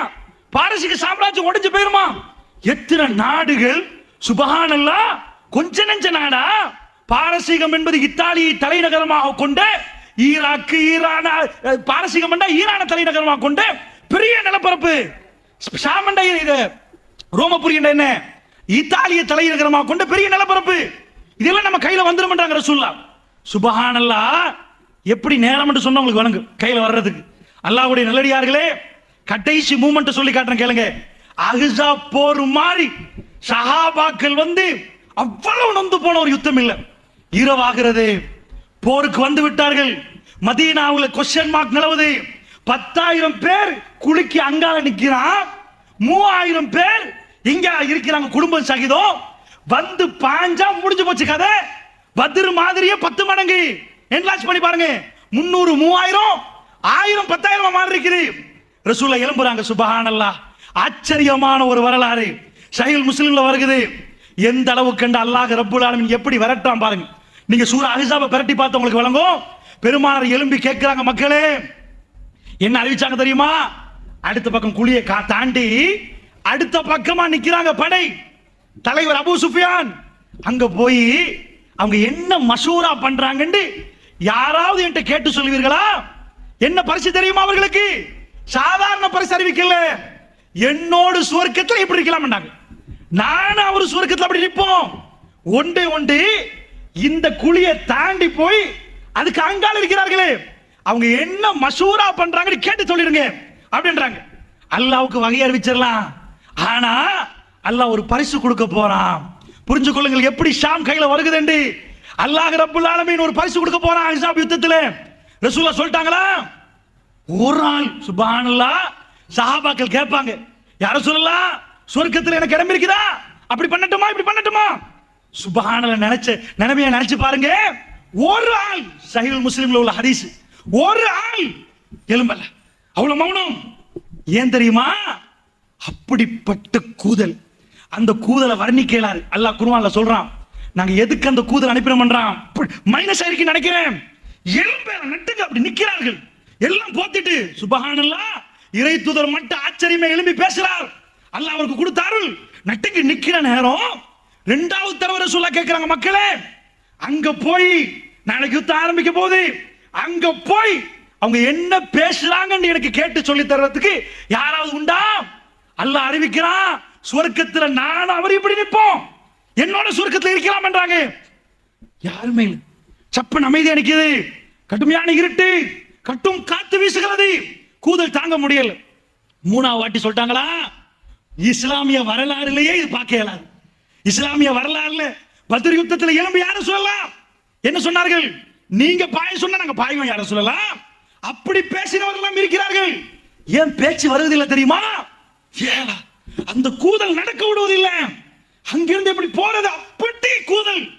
சுபஹானல்லாஹ். ரசூலுல்லாஹ் மூணாவது தடவை சொல்லிட்டு முகம் மலர்ந்து ரசூலுல்லாஹ் என்ன சொன்னார்கள் தெரியுமா? கும்யா உதைஃபா, உதைஃபா எலும்புங்கள் என்றார்கள் ரசூலுல்லாஹ். கும்யா உதைஃபா, உதைஃபா எலும்புங்கள். அவர் சொன்னார் வல்லதி நஃப்ஸி பியதி, எவன் கரத்தில் என்னுடைய ஆன்மா இருக்கிறது அவன் மீது ஆணையாக, ரசூலுல்லாஹ் மட்டும் எனக்கு எலும்புங்கள் என்று சொல்லாவிட்டால் நான் எழும்பியே இருக்க மாட்டேன். எனக்கு எலும்புங்கள் என்று ரசூலுல்லாஹ் சொன்னார்கள், நான் எழும்பி நின்றேன். உதைஃபா நீங்கள் போய் எனக்கு சொல்லுங்கள். சுபஹானல்லாஹ். எப்படி சொல்லுவது? அந்த கூதலை எப்படி சொல்றது? அவர் சொன்னார் வல்லாஹி, நான் அப்படியே ரசூலுல்லாஹ் சொன்னதுக்காக வேண்டி போனேன். போகிற நேரம் ரசூலுல்லாஹ் நிப்பாட்டினார்கள். உதைஃபா நீங்கள் போய் அவர்களை என் பக்கம் திசை திருப்பி விடாதீங்க, போய் ஏதாவது உண்டாக்கி அவ்வளவு பேரை எங்கள் பக்கம் அனுப்பி விடாதீங்க உதைஃபா, போங்கன்றாங்க ரசூலுல்லாஹ். அவர் போய் சுபஹானல்லாஹ் எங்க போறார்? அப்படியே போய் ஒரு நெருப்பு பத்த வைக்கப்பட்ட இடத்துல உட்கார்றார். உட்கார்ந்தா முதுகு தெரியுது. யாருடைய முதுகு? அந்த படையின் தளபதி அபூ சுஃபியானுடைய முதுகு. எடுக்கிறார், கையில அம்பை எடுத்து குத்தி சாடிப்போம் என்று அனுப்புவோம் என்று நினைக்கிறார். உடனே ரசூலுல்லாஹ் சொன்ன செய்தி ஞாபகம் வருகிறது. உதைஃபா அவர்களை குழப்பி விடாத உதைஃபா என்றார்கள் ரசூலுல்லாஹ். உடனே என்ன பண்ணிட்டார்? அப்படியே போட்டு விட்டார். வேண்டாம், பேசுவதை எல்லாம் கேட்டுவிட்டு திரும்பி வந்தார்கள். எல்லா சஹாபாக்களும் அமர்ந்திருக்கிறார்கள். அப்படிப்பட்ட ஃபைனல் வார், அதி பயங்கரமான ஒரு நேரம். உதைஃபத்துல் யமான் ரலியல்லாஹு அன்ஹு அவர்கள் வருகிற நேரம். ரசூலுல்லாஹ் கூப்பிட்டு விட்டு உதைஃபா என்னப்பான்னு கேட்டார்கள். யார் ரசூலல்லாஹ்? அவர்கள் போக போறார்கள் யார் ரசூலல்லாஹ். இந்த கூதல் அவர்களால் தாங்க முடியவில்லை. அவர்கள் சாக போறார்கள் யார் ரசூலல்லாஹ். முடிவை என் காதிலே அல்லாஹ் எட்ட வைத்து விட்டான். அவர்கள் போக போறார்கள் யார் ரசூலல்லாஹ். உதைஃபத்துல் யமான் ரலியல்லாஹு அன்ஹு சொல்ற நேரம் என்ன சொன்னார்கள் தெரியுமா? நான் அப்படியே கதையை சொல்லி முடித்து விட்டேன். என்னெல்லாம் பேசினார்களோ அத்தனையும் சொல்லிவிட்டேன். அல்லாஹ் மீது ஆணையாக ரசூலுல்லாஹ் என்னை எழும்புங்கள் என்று சொன்னார். கும்யா உதைஃபா, நான் எழும்புற நேரம் அப்படி கூதலாக இருந்தது. போங்கள் என்றார்கள். வல்லாஹி ஒரு சூடு காத்து வீசினால் அதில் எப்படி இருக்குமோ இந்த கூதல் அப்படியே இல்லாமல் சூடு காத்தில் பறந்து போற மாதிரி இருந்தது. நான் அப்படி, எனக்கு எந்த வேதனையும் இருக்கவில்லை. எல்லாத்தையும் கேட்டுவிட்டு நான் திரும்பி ரசூலுல்லாஹ்விடம் வந்தேன். வந்து கதையெல்லாம் சொல்ற நேரம் எதுவுமே இருக்கவில்லை. எல்லாத்தையும் முடித்து விட்டேன். கூதல் மறுபடி என்னை பிடித்துக் கொண்டது. ரசூலுல்லாஹ் ஒரு கம்பளியால் என்னை போத்தினார்கள். அவர்கள் தொழுதார்கள். நான் அப்படியே தூங்கிவிட்டேன். காலையிலே சுபஹ் நேரத்தில் என்னை எழுப்பாட்டி தூக்கம் மூஞ்சே என்று செல்லமாக என்னை பேசி எலும்பு உதைஃபா என்று சொன்னார்கள். ஏன் தூக்கம் மூஞ்சே என்று பேசினார்கள்? ரசூலுல்லாஹ்வுடைய சுவர்க்கத்தின் பார்ட்னர், சுவர்க்கத்தின் தோழர், அல்லாஹ் ரப்பல் ஆலமீன் அதிபயங்கரமான நேரங்களிலும் முஸ்லிம் உம்மத்துக்கு கொடுத்த நற்செய்தி. அல்லாஹ்வுடைய நல்லடியார்களே, இந்த ரெண்டு செய்தியும் நன்றாக பார்த்துக் கொள்ளுங்கள். ஒன்று, மதீனா என்ன நிலவரம் என்று தெரியாது, குழியை தோண்டிக் கொண்டிருக்கிறார்கள். அல்லாஹ் ரப்பல் ஆலமீன் ஃபைனல் நேரத்தில் யுத்தம் செய்ய இயலாது, வந்தவர்களை திருப்ப அனுப்புவோம் என்று கடும் கூதலை அனுப்பி யுத்தத்தை முடித்து விட்டான். அல்லாஹ் முஸ்லிம்களுக்கு வெற்றி அல்லாஹ் கொடுத்து விட்டான். அந்த வெற்றி நேரம் ஒரு தோழரை சுவர்க்கவாசியாக அல்லாஹ் இந்த உம்மத்துக்கு அறிமுகப்படுத்தினான். இப்படி இந்த யுத்தத்திலே தான் ஷாம் கையிலே கிடைக்கும் என்றார்கள். இந்த நேரத்தில் யாரும் நம்ப மாட்டாங்க. வயிற்றுல கல்லு தொங்குற நேரம் ஷாம் கிடைக்குமாப்பா, பாரசீகம் கிடைக்குமான்னு கேட்பாங்க. அல்லாஹ்வுடைய தூதரை நம்பின கூட்டம் வயிற்றுல கல்ல பார்த்துட்டு சின்ன கிராமம் மதீனாவை இவருக்கு இயலாது ஷாமான்னு கேட்கவில்லை. இறை தூதர் பேசினால் அது நடந்தே ஆகும் என்று நம்பினார்கள். அந்த நம்பிக்கையின் அடிப்படையில் அல்லாஹ் ஜல்ல ஷானுஹு வ தஆலா ஷாமை கொடுத்தான். ரசூல் ஸல்லல்லாஹு அலைஹி வஸல்லம் தொடர்ந்து சொன்னார்கள். அப்ப இந்த நான் கேட்ட இந்த ரசூலுல்லாஹ் கேட்ட துஆ இப்ப பொருந்துதா? யா அல்லாஹ் எங்களுடைய ஷாமுக்கு பரக்கத்து செய்வாயாக என்று கேட்டார்கள். நேரடியாக வருகிறேன் இன்றைக்குள்ள நிலவரத்துக்கு. ரசூல் ஸல்லல்லாஹு அலைஹி வஸல்லம் அடையாளம் காட்டினார்கள். ஒரு சில ஊர்களை அடையாளம் காட்டினார்கள். இந்த ஊர்கள் கை வைக்கப்பட்டால் மறுமை நாள் வரும் என்றார்கள். ஸஹீஹுல் முஸ்லிமிலே வருகிறது. லா தகுமுஸ் ஸாஅ ஹத்தா யன்ஸில ரூம் அமாக் அவி தாபிக் என்றார்கள். அமாக் அல்லது தாபிக் என்ற ஊருக்கு ரோமர்கள் வரும் வரைக்கும், ரோமர்கள் கைப்பற்றும் வரைக்கும் மறுமை நாள் வரவே வரவே வராது என்றார்கள் அல்லாஹ்வுடைய நல்லடியார்களே. இன்றைக்கு யுத்தம் நடக்கிறது. எங்க சிரியாவுடைய அலப்போ, ஹல்ப், அஹ்லு சுன்னா வல் ஜமாஅத்தினர் வாழக்கூடிய பூமி. இந்த ஹல்புக்கு பக்கத்திலே தான் அமாக் அல்லது தாபிக் என்ற ஊர் இருக்கிறது. இந்த தாபிக்கு கை வைத்தால், தாபிக்ல வந்து ரோமர்கள் இறங்கினால் இமாம் மஹ்தி அலைஹிஸ்ஸலாத்து வஸ்ஸலாமுடைய வருகையை எதிர்பார்க்க வேண்டும். இரண்டா ரசூல் ஸல்லல்லாஹு அலைஹி வஸல்லம் அவர்கள் அவ்வளவு பெரிய நிலப்பரப்புல, இன்றைக்கும் நான் விக்கிபீடியாவில் தேடி பார்க்கிற நேரம் அது சின்ன கிராமம். தாபிக் என்ற ஊரை உங்களுக்கு போய் பார்க்கலாம். Encyclopedia of Wikipedia. அது ஒரு சின்ன கிராமம், பெரிய கிராமம் இல்ல, சின்ன கிராமம். ஆனால் ரசூல் ஸல்லல்லாஹு அலைஹி வஸல்லம் அவர்கள் சொன்னார்கள், பைத்துல் மக்தஸை பற்றி சொன்னார்கள். யகூதிகளுக்கும் உங்களுக்கு சண்டை வராமல் மறுமை நாள் வராது என்றார்கள். இந்த மஸ்ஜிதுல் அக்ஸாவுடைய போராட்டத்தை ரசூலுல்லாஹி ஸல்லல்லாஹு அலைஹி வஸல்லம் சொன்னார்கள். எங்கே ஈசா நபி வருவார் என்று சொன்னார்கள். எல்லாம் பேசின ரசூலுல்லாஹ் ஒரு சில ஊர்களை சொல்லி காட்டினார்கள். ஒன்று துருக்கி, நான் சொன்ன ஹல்பை அலப்போவை தாண்டினால் துருக்கி. இதனுடைய இஸ்தான்புலை சொன்னார்கள். இஸ்தான்புல் என்றால் இவருடைய தலைநகரம் அல்லாஹ்வுடைய நிலையார்களே. இலங்கைக்கு எப்படி ஒரு தலைநகரம் இருக்கிறதோ துருக்கியுடைய தலைநகரம் தான் இஸ்தான்புல். அதே மாதிரி இன்றைக்கு நடக்கக்கூடிய சிரியாவுடைய போராட்டம், இந்த போராட்டத்திலே அலப்போ அல்லது ஹல்புக்கு பக்கத்துள்ள தாபிக் என்ற இந்த ஊர், இந்த ஊர்களை கிறிஸ்தவர்கள் கை வைக்கும் வரைக்கும் லா தகுமு ஸாஅ, மறுமை நாள் வரவே வரவே வராது என்றார்கள். அல்லாஹ்வுடைய நல்லடியார்களே, இன்றைக்கு ஆரம்பிக்கப்பட்ட இந்த யுத்தம் அந்த யுத்தமா என்ற சந்தேகம் வருகிறது. அதற்காக வேண்டி நான் சொல்கிறேன், ரசூல் ஸல்லல்லாஹு அலைஹி வஸல்லம் சொன்னார்கள், ஒரு சஹாபாக்களை எல்லாம் பார்த்து விட்டு சொன்னார்கள், ஒரு காலம் வரும் என்றார்கள். எப்படிப்பட்ட காலம் என்றால், ஒரு யுத்தம் நடக்கும் என்றார்கள், அந்த யுத்தம் முடிய மறு யுத்தம் நடக்கும் என்றார்கள், அந்த யுத்தம் முடிய மறு யுத்தம் நடக்கும் என்றார்கள். இப்படியே ஒரு யுத்தம் முடிய இன்னொரு யுத்தத்தை அந்த மக்களுக்கு அல்லாஹ் வாக்களித்துக் கொண்டே இருப்பான் என்றார்கள். திடீரென்று ரசூல் ஸல்லல்லாஹு அலைஹி வஸல்லம் சொன்னார்கள், ஒரு இருட்டிலே, ஒரு இரவிலே, இருட்டு நேரம் அதிபயங்கரமான பிரச்சனையோடு தத்தளிப்பார்களே, அதை விட பயங்கரமாக அந்த மக்கள் தத்தளிப்பார்கள். உலகம் அவர்களை விட்டு கைவிரித்துக் கொள்வார்கள். ஆனால் யுத்தம் முடியவே முடியாது. மறுபடி ஒரு யுத்தம் வரும் என்றார்கள். இது வந்து கொண்டே இருக்கும் என்றார்கள். அங்கே ஜிஹாது நடந்து கொண்டே இருக்கும் என்றார்கள். ஹத்தா, எது வரைக்கும் தெரியுமா? மறுமை நாள் வரும் வரைக்கும் நடக்கும் என்றார்கள் ரசூலுல்லாஹ். கடைசி நேரம் வரும் வரைக்கும் நடக்கும் என்றார்கள். திடீரென்று ரசூலுல்லாஹ் மௌனமாகிவிட்டு சொன்னார்கள், அது எந்த பூமி தெரியுமா என்றார்கள். சஹாபாக்கள் பார்த்தார்கள். ரசூலுல்லாஹ் விரலை நீட்டினார்கள். ஷாம் என்றார்கள் ரசூலுல்லாஹ். எப்படி நீட்டினார்கள் தெரியுமா? ஷாம் என்று நீட்டி மடக்கவில்லை. சஹாபாக்கள் சொன்னார்கள், ரசூலுல்லாஹ் ஷாம் என்று நீட்டிக்கொண்டே இருந்தார்கள். எந்த அளவுக்கு நீட்டினார்கள் என்றால், ரசூலுல்லாஹ் களைப்பாகி விட்டார்கள், அவருடைய விரல் வலிக்கிறது என்று ஆகிற நிலைமை வரைக்கும் விரலை நீட்டிக்கொண்டு ஷாம் என்றார்கள்.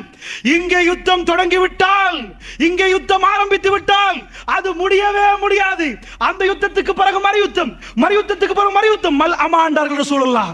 மல் அமா யுத்தம் ஆரம்பித்து விட்டால் அது மறுமை நாளைக்குரிய அடையாளம் என்றார்கள் ரசூலுல்லாஹ். இன்றைக்கு ஆரம்பிக்கப்பட்ட யுத்தம் அந்த யுத்தமா? அல்லாஹு அலம். அல்லாஹ்வுடைய நல்லடியார்களே, நான் சொல்லக்கூடிய ஹதீஸ்களை எல்லாம் வைத்து விட்டு நீங்கள் கடைசியில் முடிவெடுங்கள், இது அப்படிப்பட்ட யுத்தமா என்று முடிவெடுப்பதற்கு தான் இந்த தலைப்பு தரப்பட்டிருக்கிறது. அப்படி என்றால் ரசூல் ஸல்லல்லாஹு அலைஹி வஸல்லம் இன்னொரு செய்தி சொன்னார்கள். இவைகள் எல்லாம் சஹீஹ் முஸ்லிமில் வரக்கூடிய செய்தி. அல்லாஹ்வுடைய தூதர் சொன்னார்கள், ஒரு காலம் வரும் என்றார்கள். அந்த காலம் எப்படி இருக்கும் என்று தெரியுமா? ஈராக் அதனுடைய தீனாரை சொல்லிவிட்டு சொன்னார்கள், அது இப்ப இலங்கையிலே ரூபாய்கள், இலங்கையிலே ரூபாய், இதை தர மறுக்கும் என்றார்கள். ஈராக்கிலே ஈராக்குடைய பணத்தை ஈராக் தர மறுக்கும் என்றார்கள். அப்படின்னா என்ன அர்த்தம்? ஈராக் வறுமையாக இருக்கும், ஈராக்கிலே பொருளாதார தடை வரும், ஈராக்கிலே சல்லி பஞ்சம் வரும். அதைத்தான் ரசூலுல்லாஹ் சொன்னார்கள். ஈராக் சஹாபாக்கள் கேட்டார்கள், யார் ரசூலுல்லாஹ், யார் ரசூலுல்லாஹ், ஈராக் என்றால் யார் தெரியுமா? பாரசீக மன்னர்கள் வாழ்ந்த கோட்டைகள். அப்படிப்பட்ட இடம். மதீனாவுக்கு ஈராக்குக்கும் மலைக்கும் நடுக்கும் வித்தியாசம். அந்த ஈராக்குக்கு ஆமா வரும், அவர்களுக்கு பொருளாதார தடை வரும். யார்கிட்ட இருந்து வரும்? யார் சொல்லலாம்? அந்நியர்கள்ட்ட இருந்து வர மாட்டாங்க, அந்நியர்கள்ட்ட இருந்து வர மாட்டார்கள். அப்படியா? அது வராம மறுமை நாள் வராதுன்றாங்க. அடுத்ததாக ரசூலுல்லாஹ் சொன்னாங்க, அடுத்தது சிரியாண்டாங்க. சிரியாவில் பொருளாதார தடை வரும் மாட்டாங்க, சிரியா தன்னுடைய பணத்தை தர மறுக்கும் என்றார்கள். அப்படி ஒரு காலம் வந்தா, சிரியாவுக்கு பொருளாதார சிக்கல் வந்தா அது மறுமை நாளைக்கு அடையாளம் மாட்டாங்க. அதுக்கு பிறகு யார்கிட்ட இருந்து வரும்? யார் சொல்லலாம்?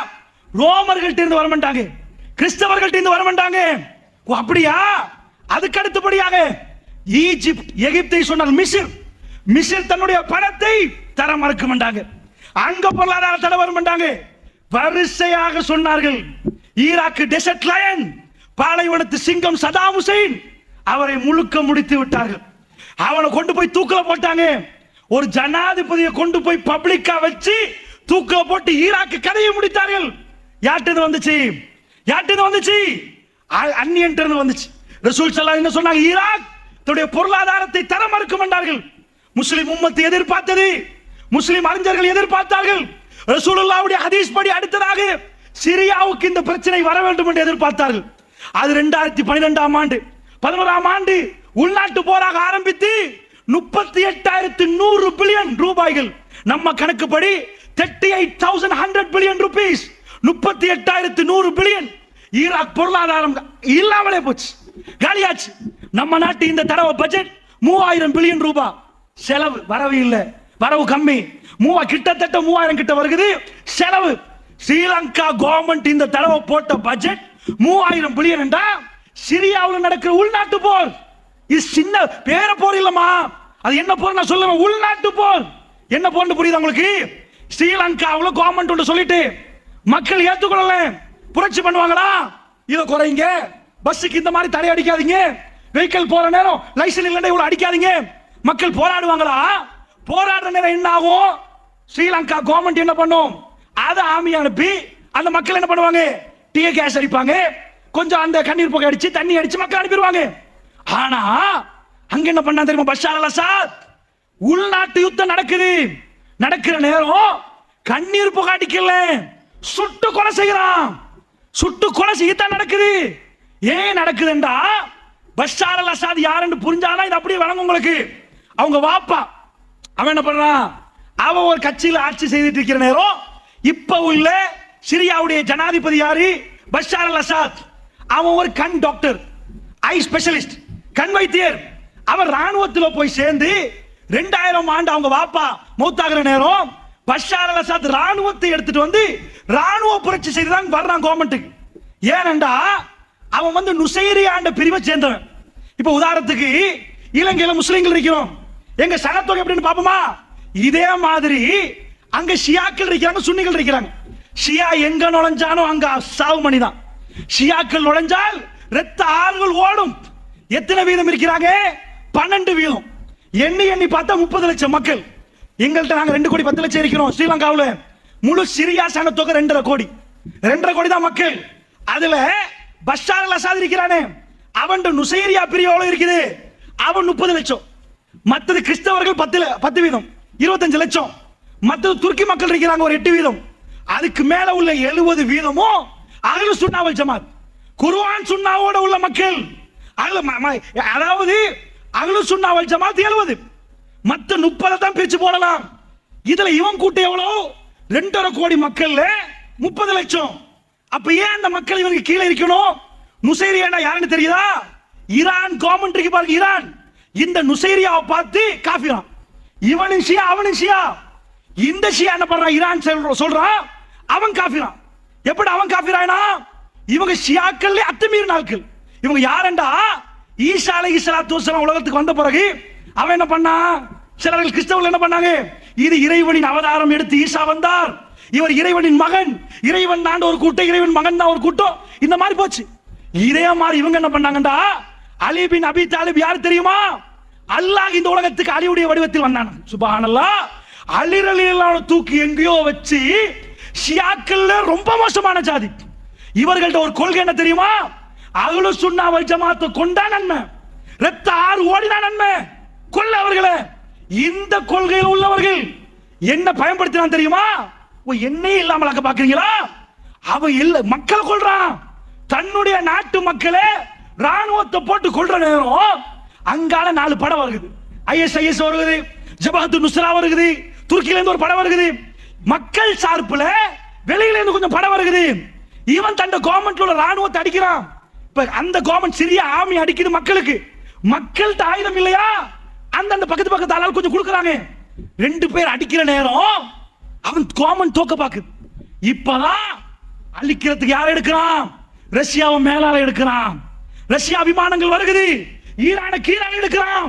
தரை மார்க்கமாக ஈரான், ஆகாய மார்க்கமாக ரஷ்யா பாம்பை போட்டு ஒன்றுமில்லாமல் ஆக்குறான். யுத்தத்தில் ஹல்பு மக்கள் அகதிகளாகவே மாறுறார்கள்.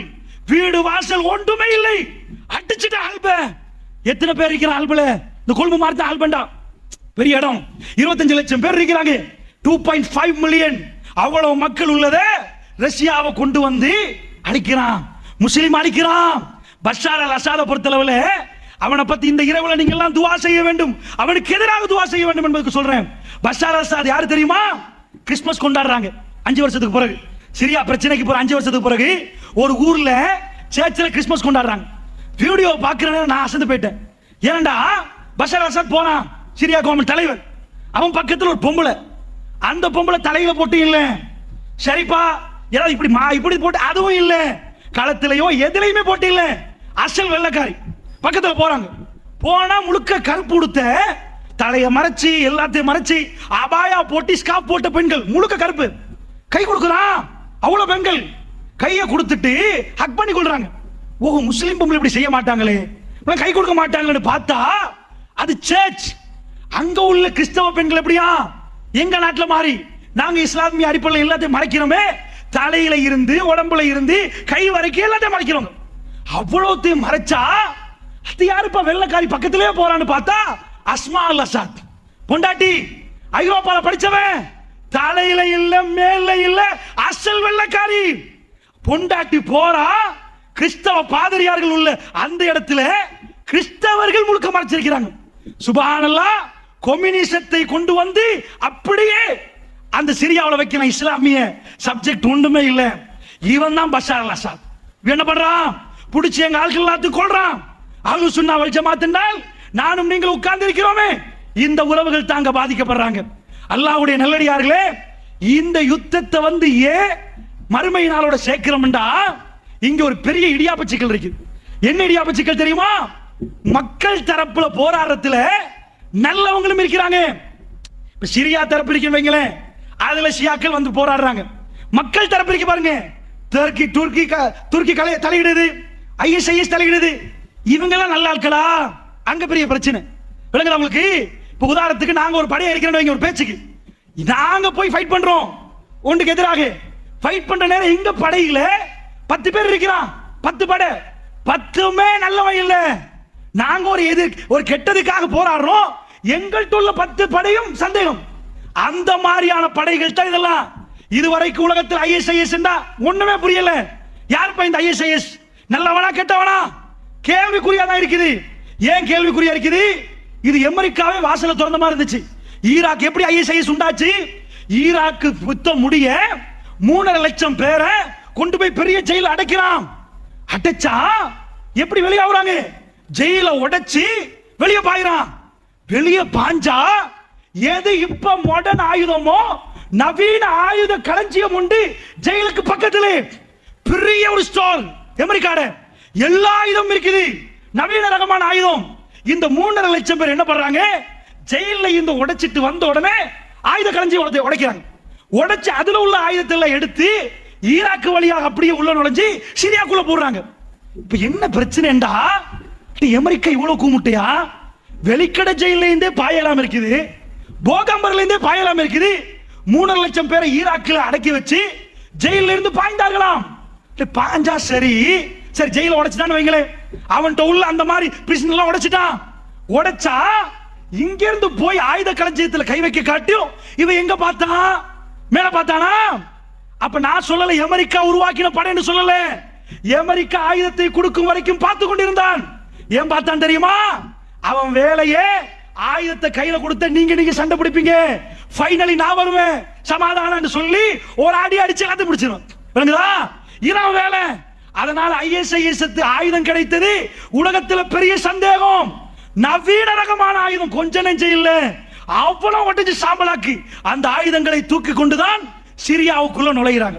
அப்ப அல்லாஹ்வுடைய நல்லடியார்களே, இதுக்குள்ள போற கூட்டத்தில் ஜபஹத்து நுஸ்ரா யாருன்னு விளங்குது இல்ல, ISIS அதுக்கால வருகிறது. வந்து எல்லாரும் ஒன்று சேர்றார்களே, நாளைக்கு இந்த நல்ல மக்களுக்குள்ள யுத்தம் வரலாம் என்ற சந்தேகம் வருகிறது. இதுக்கு முன்னாடி சந்தேகப்பட்டா யுத்தம் நடந்தா இன்னும் ஸ்ரீலங்கா ராணுவமும் LTT ஓகே அவ்வளவுதான் வருது. இது அவன் தூக்கிட்டு வாரான், இவன் தூக்கிட்டு வாரான், அவன் தூக்கிட்டு வாரான். நாளைக்கு நீங்க சண்டை பிடிக்க மாட்டீங்களா? சஹீஹ் முஸ்லிம்ல தெளிவா வருகிறது. ரசூலுல்லாஹ் துஆ கேட்கிறாங்க, யா அல்லாஹ் என்னுடைய உம்மத்தை, அடுத்த மக்கள் இருக்கிறார்களே அவர்களை வச்சு எங்க உம்மத்தை எங்க நாடுகளை பிடிச்சிட விடக்கூடாது யா அல்லாஹ், எங்க மண்களை அவர்கள் கையில கொடுத்துறாதே யா அல்லாஹ். அல்லாஹ் ஏத்துக்கொள்றான். என்ன ஏத்துக்கொள்றான்? ஒட்டுமொத்த ஏரியாவையும் கொடுக்க மாட்டேன், உங்களுக்குள்ள சண்டை பிடிப்பீங்க, நீங்க உங்களுக்குள்ள சண்டை பிடிப்பீங்க, அதெல்லாம் ஒண்ணும் பண்ணல, நீங்கள் சண்டை பிடித்துக் கொள்வீர்கள் என்றார்கள் ரசூலுல்லாஹ். அல்லாஹ் அதை மறுத்து விட்டார் என்றார்கள். வெளியில இருந்து வந்து எங்களுடைய முழு பிரதேசத்தை பிடிக்க மாட்டார்கள், சின்ன சின்ன இடம் பிடிப்பாங்க, ஆனா உங்களுக்குள்ள சண்டை வரும் என்றார்கள் ரசூல் ஸல்லல்லாஹு அலைஹி வஸல்லம் அவர்கள்.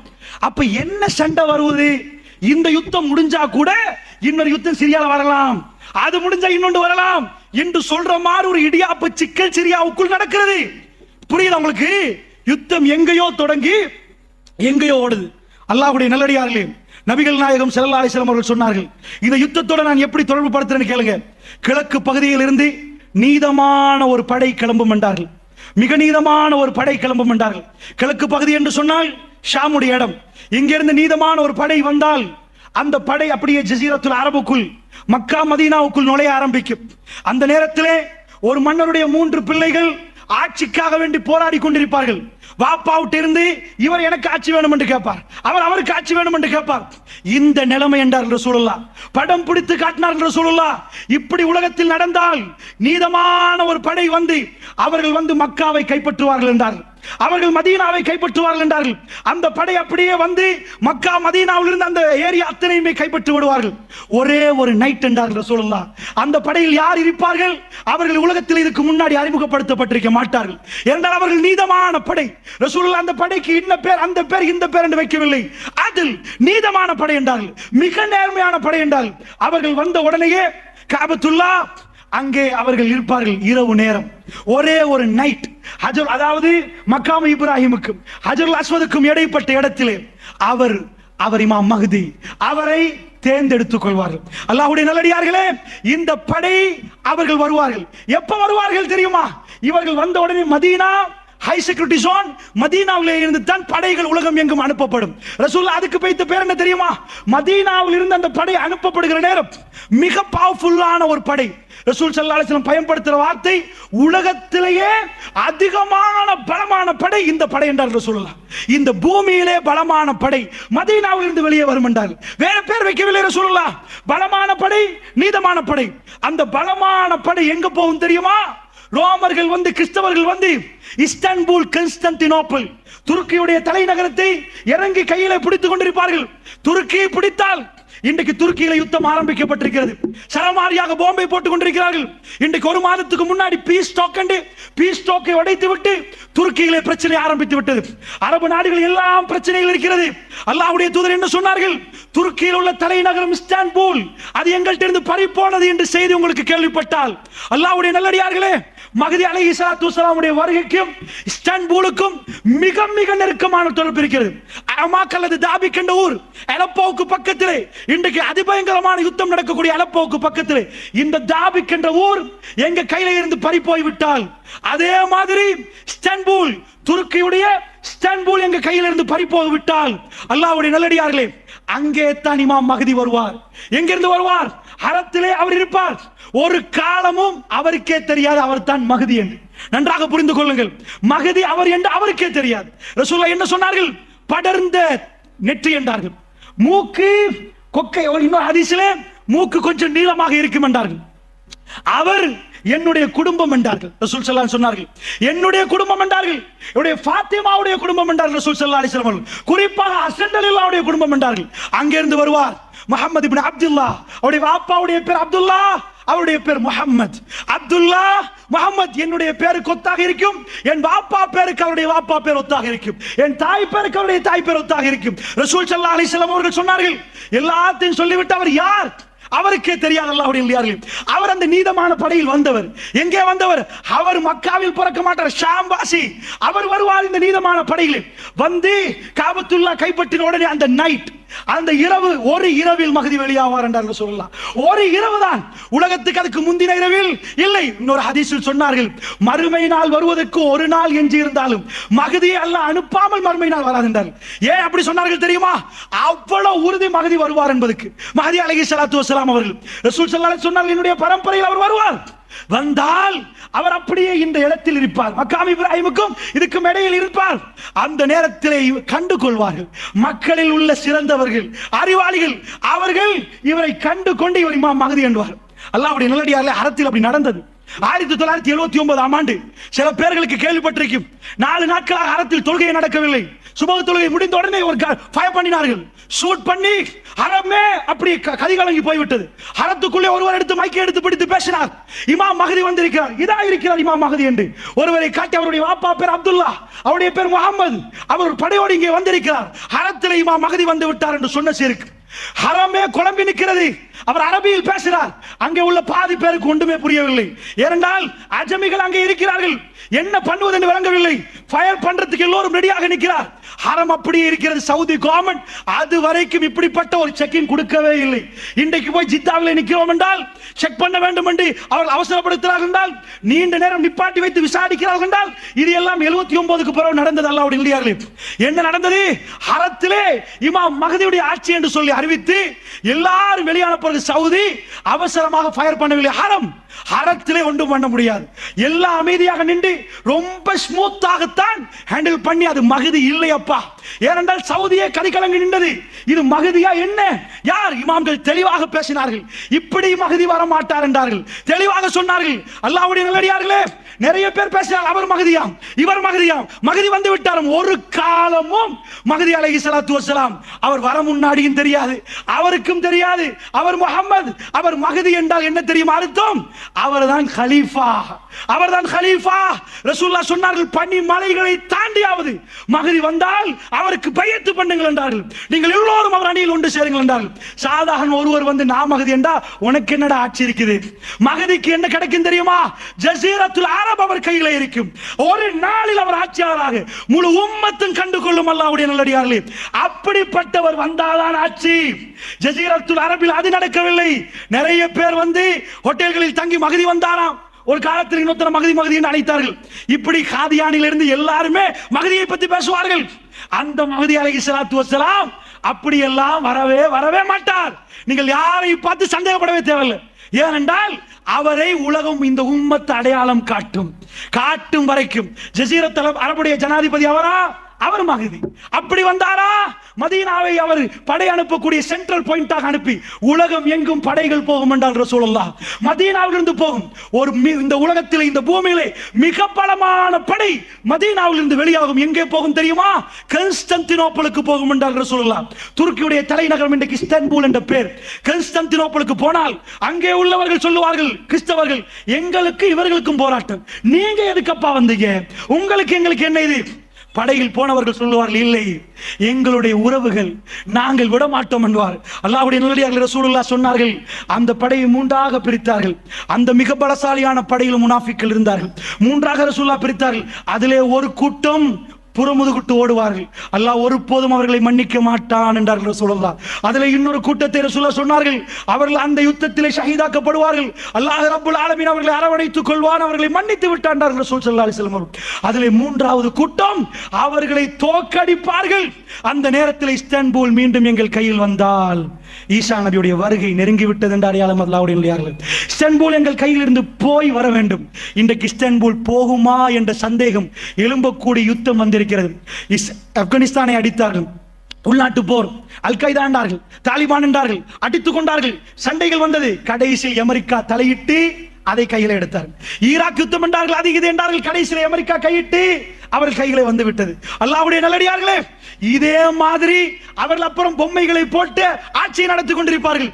இதே மாதிரி இப்போ துருக்கி யுத்தம் ஆரம்பிக்கப்பட்டிருந்தால், இதே சிரியாவுடைய யுத்தம் ரசூலுல்லாஹ் சொன்ன மல்அமாவாக இருந்தால், இது முடியாமல் அடித்துக் கொண்டே இருந்தால், அல்லாஹ்வுடைய நல்லடியார்களே, கடைசி நேரம் ஷாமிலிருந்து தான் அந்த ஜிஹாது படை வெளியாகும். அல்லாஹ்வுடைய நல்லடியார்களே, ஏன் நான் ஷாமிலிருந்து சொல்கிறேன் தெரியுமா?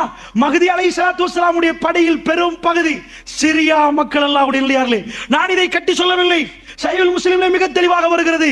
அவர்கள் போய் இஸ்தான்புலை பிடிப்பார்கள். பிடித்தால் ஷைத்தான் வெளியே வந்து கத்துவான்.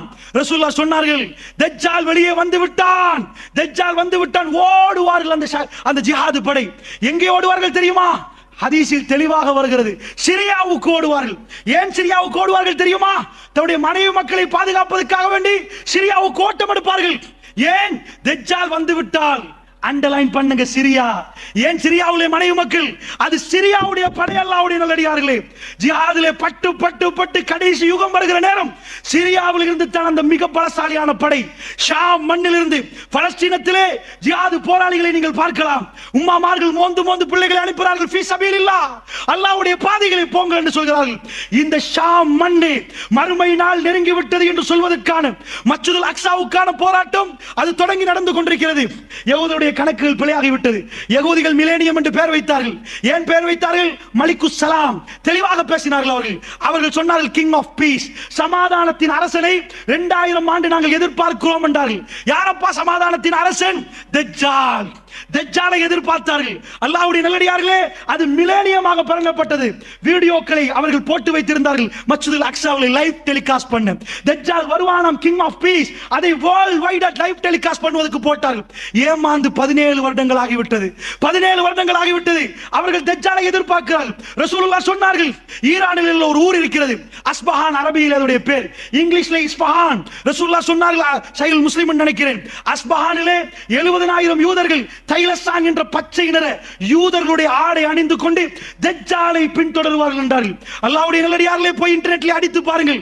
இஸ்பஹான், அஸ்பஹான், நிறைய ஊர்கள் இஸ்லாமிய ஊர்களாக மாறிவிட்டது. இஸ்லாம் அவைகள் எல்லாம் பிடித்து விட்டது. ஆனால் இன்றைக்கு அண்டையில் இருந்து ரசூலுல்லாஹ் என்ன சொன்னார்கள்? யூதர்களுடைய மிக புனிதமான, அதாவது யூதர்கள் பிடிவாதமாக உள்ள மண் தான் அஸ்பஹான். இன்றைக்கும் ஈரானிலே யூதர்களுடைய ஏரியா தான் அஸ்பஹான்.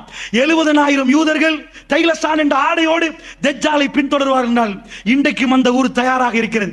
இதுவரைக்கும் அங்கே இஸ்லாம் நுழையவில்லை. ஸ்பெயின் வரைக்கும் இஸ்லாம் போனது, எங்கெங்கேயோ இஸ்லாம் போனது, ஈரானுக்குள்ளே போக முடியாமல் போனது. ஏன்?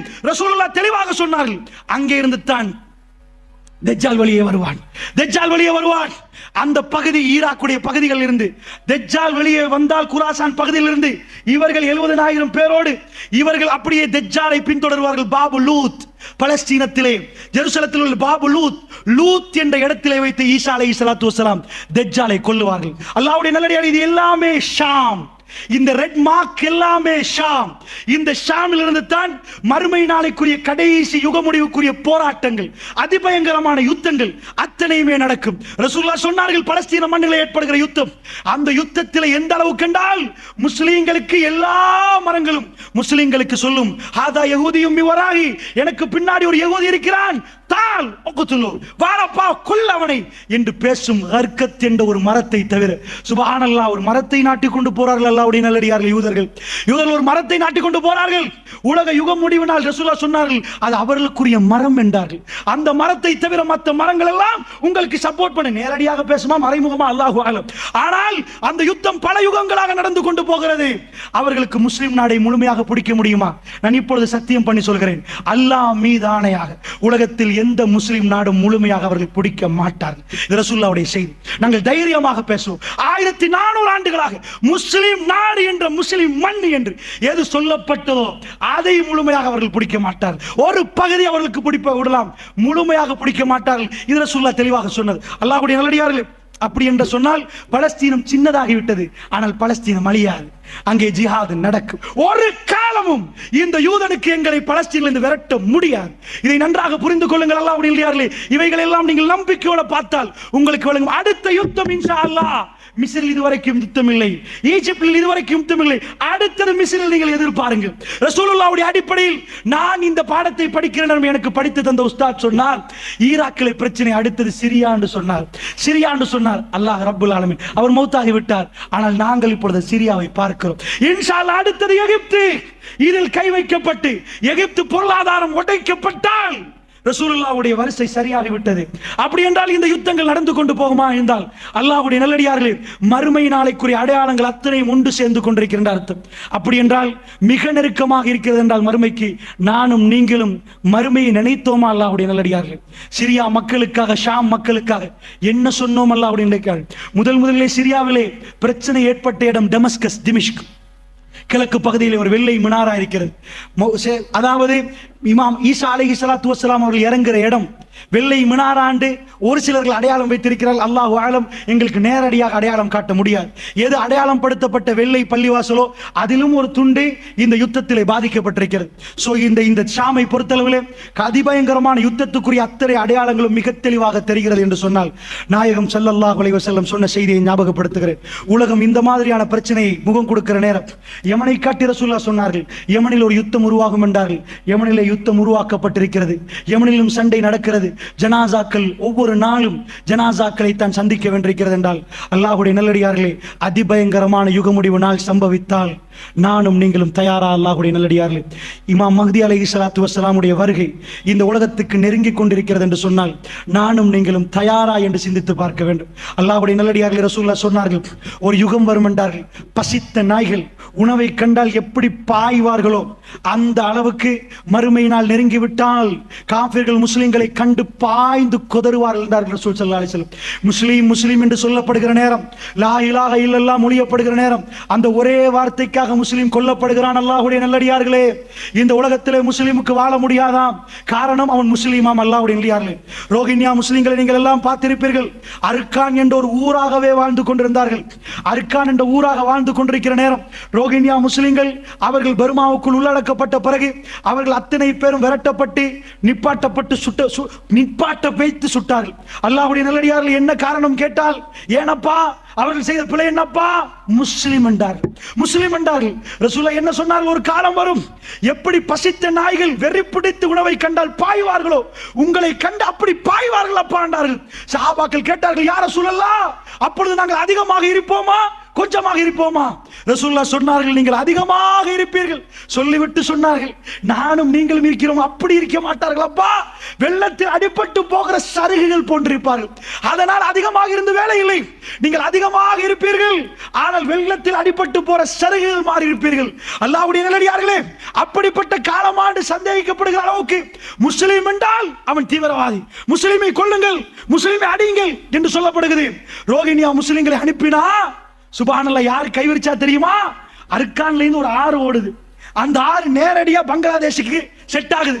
நாயிஃப் என்ற ஒரு ஆறு, அதுல போட்டா வந்தாங்க. நீங்க எல்லாம் பார்த்திருப்பீங்க. சின்ன குழந்தைகளை கையில் வைத்திருந்தார்கள், சாப்பாடு பார்சல் கொடுத்தாங்க. ஸ்ரீலங்கா கூட அந்த வீடியோ பார்த்திருக்க, முழு பேரும் பார்த்தாங்க. அவ்வளவு பேரும் சுமந்து குழந்தைகளை எல்லாம் எடுத்துட்டு வர நேரம் பங்களாதேஷ் போர்டர்ல அவ்வளவு ஆமியை குமிச்சு உள்ள வர வேணான்ட்டாங்க. அழுகிறார்கள், குழந்தைகள் தேம்பி தேம்பி அழுகுது. ஒரு வீடியோ ஒரு ராணுவ வீரருக்கு அப்படி போக்கஸ் பண்ணப்படுகிறது. அந்த ராணுவ வீரர்கிட்ட கண்ணால கண்ணீர் ஓடுது. என்ற குழந்தைகள் அழுகுது, எல்லோரும் அழுகிறார்கள். சாப்பாடு கொடுக்கப்பட்டு போங்கன்னு சொல்லப்படுகிறது. பங்களாதேஷ் கவர்மெண்ட் முஸ்லீம் என்று பார்க்கவில்லை, தம்முடைய நாட்டுக்குள் பர்மாவை அழைக்க இயலாது என்று அப்படித்தான் முஸ்லீம் என்று சொன்ன நாடுகள் பார்த்தது. அல்லாஹ்வுடைய நல்லடியார்களே, அது பயங்கரமான சோதனை. முஸ்லீமுக்கு பாதிக்கப்படுற நேரம் மற்ற முஸ்லீம் கைவிரித்து விட்டான். அந்த நேரத்தில் பிள்ளைகளை தூக்கி காட்டுவார்கள், பிஞ்சு மதலைகள். எனக்கும் உங்களுக்கும் அப்படிப்பட்ட சோதனை வரவில்லை. காலையில் போகிறோம், மாலையில் வருகிறோம், சின்ன சின்ன பொருளாதார சிக்கல். ஆனால் எனக்கும் உங்களுக்கும் அவர்கள் பட்ட வேதனை கூட ஞாபகம் இல்லை என்றால் நாங்கள் முஸ்லீமா முனாஃபிக்கா? அல்லாஹ்வுடைய நல்லடியார்களே, காட்டின உடனே அந்த ராணுவ வீரர் கண்ணீர் வடிகிறது. அப்படியே சொல்லுவார், அல்லாஹ் உங்களை பாதுகாப்பான், போங்க, எங்களுக்கு வேற ஒன்றும் பண்ண முடியாது. அழுது அழுது சொல்லுவாரு, சுப்ஹானல்லாஹ். அந்த மக்கள் திரும்ப போட்டில் ஏற்றி அனுப்பப்படுவார்கள். அந்த மீன் பிடித்தவர்கள் சொன்னார்கள் அறிக்கை, நாங்கள் எல்லாம் மீன் பிடிக்க போனோம், ஆத்தன் கரையிலே நாங்கள் மீனை விட அதிகமாக சின்ன பிள்ளைகளும் மதலைகளும் பெரியவர்களும் ஜனாசாக்களை மிதங்குவதை பார்த்தோம். அல்லாஹ்வுடைய நல்லடியார்களே, இந்த முஸ்லிம் உம்மத் வெறி பிடித்த நாய்கள், பசித்த நாய்கள் எப்படி உணவை கண்டால் பாயுமோ அப்படி பாயும் வரைக்கும் லா தகூமு ஸஆ, மறுமை நாள் வராது என்றார்களே ரசூலுல்லாஹ். என்னுடைய மக்கள் பாதிக்கப்பட்டிருக்கிறார்கள்.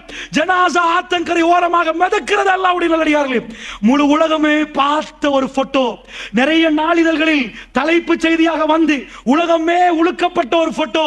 கையில் தூக்குற நேரம் தான் நானே வயதை அடைந்து கொண்டேன். ஏனென்றால் வீடியோ கூட வெளியிட்டார்கள். ஒரு கரை ஓரமாக சிரியாவுடைய யுத்தத்திலே கரை ஓரமாக ஒரு குழந்தை, அந்த குழந்தையுடைய அப்படியே முகம் குப்புற அந்த குழந்தை மவுத்தாக இருக்குது. கிட்டத்தட்ட 3.5 வயசு இருக்கும். அதாவது அப்படியே அலை வருகுது, தலையை நலைக்குது, அலை வருகுது, தலையை நலைக்குது. இந்த மாதிரி நலைச்சு போகுது. சுப்ஹானல்லாஹ், ஜனாசாவை தூக்கினால் சின்ன ஒரு குழந்தை.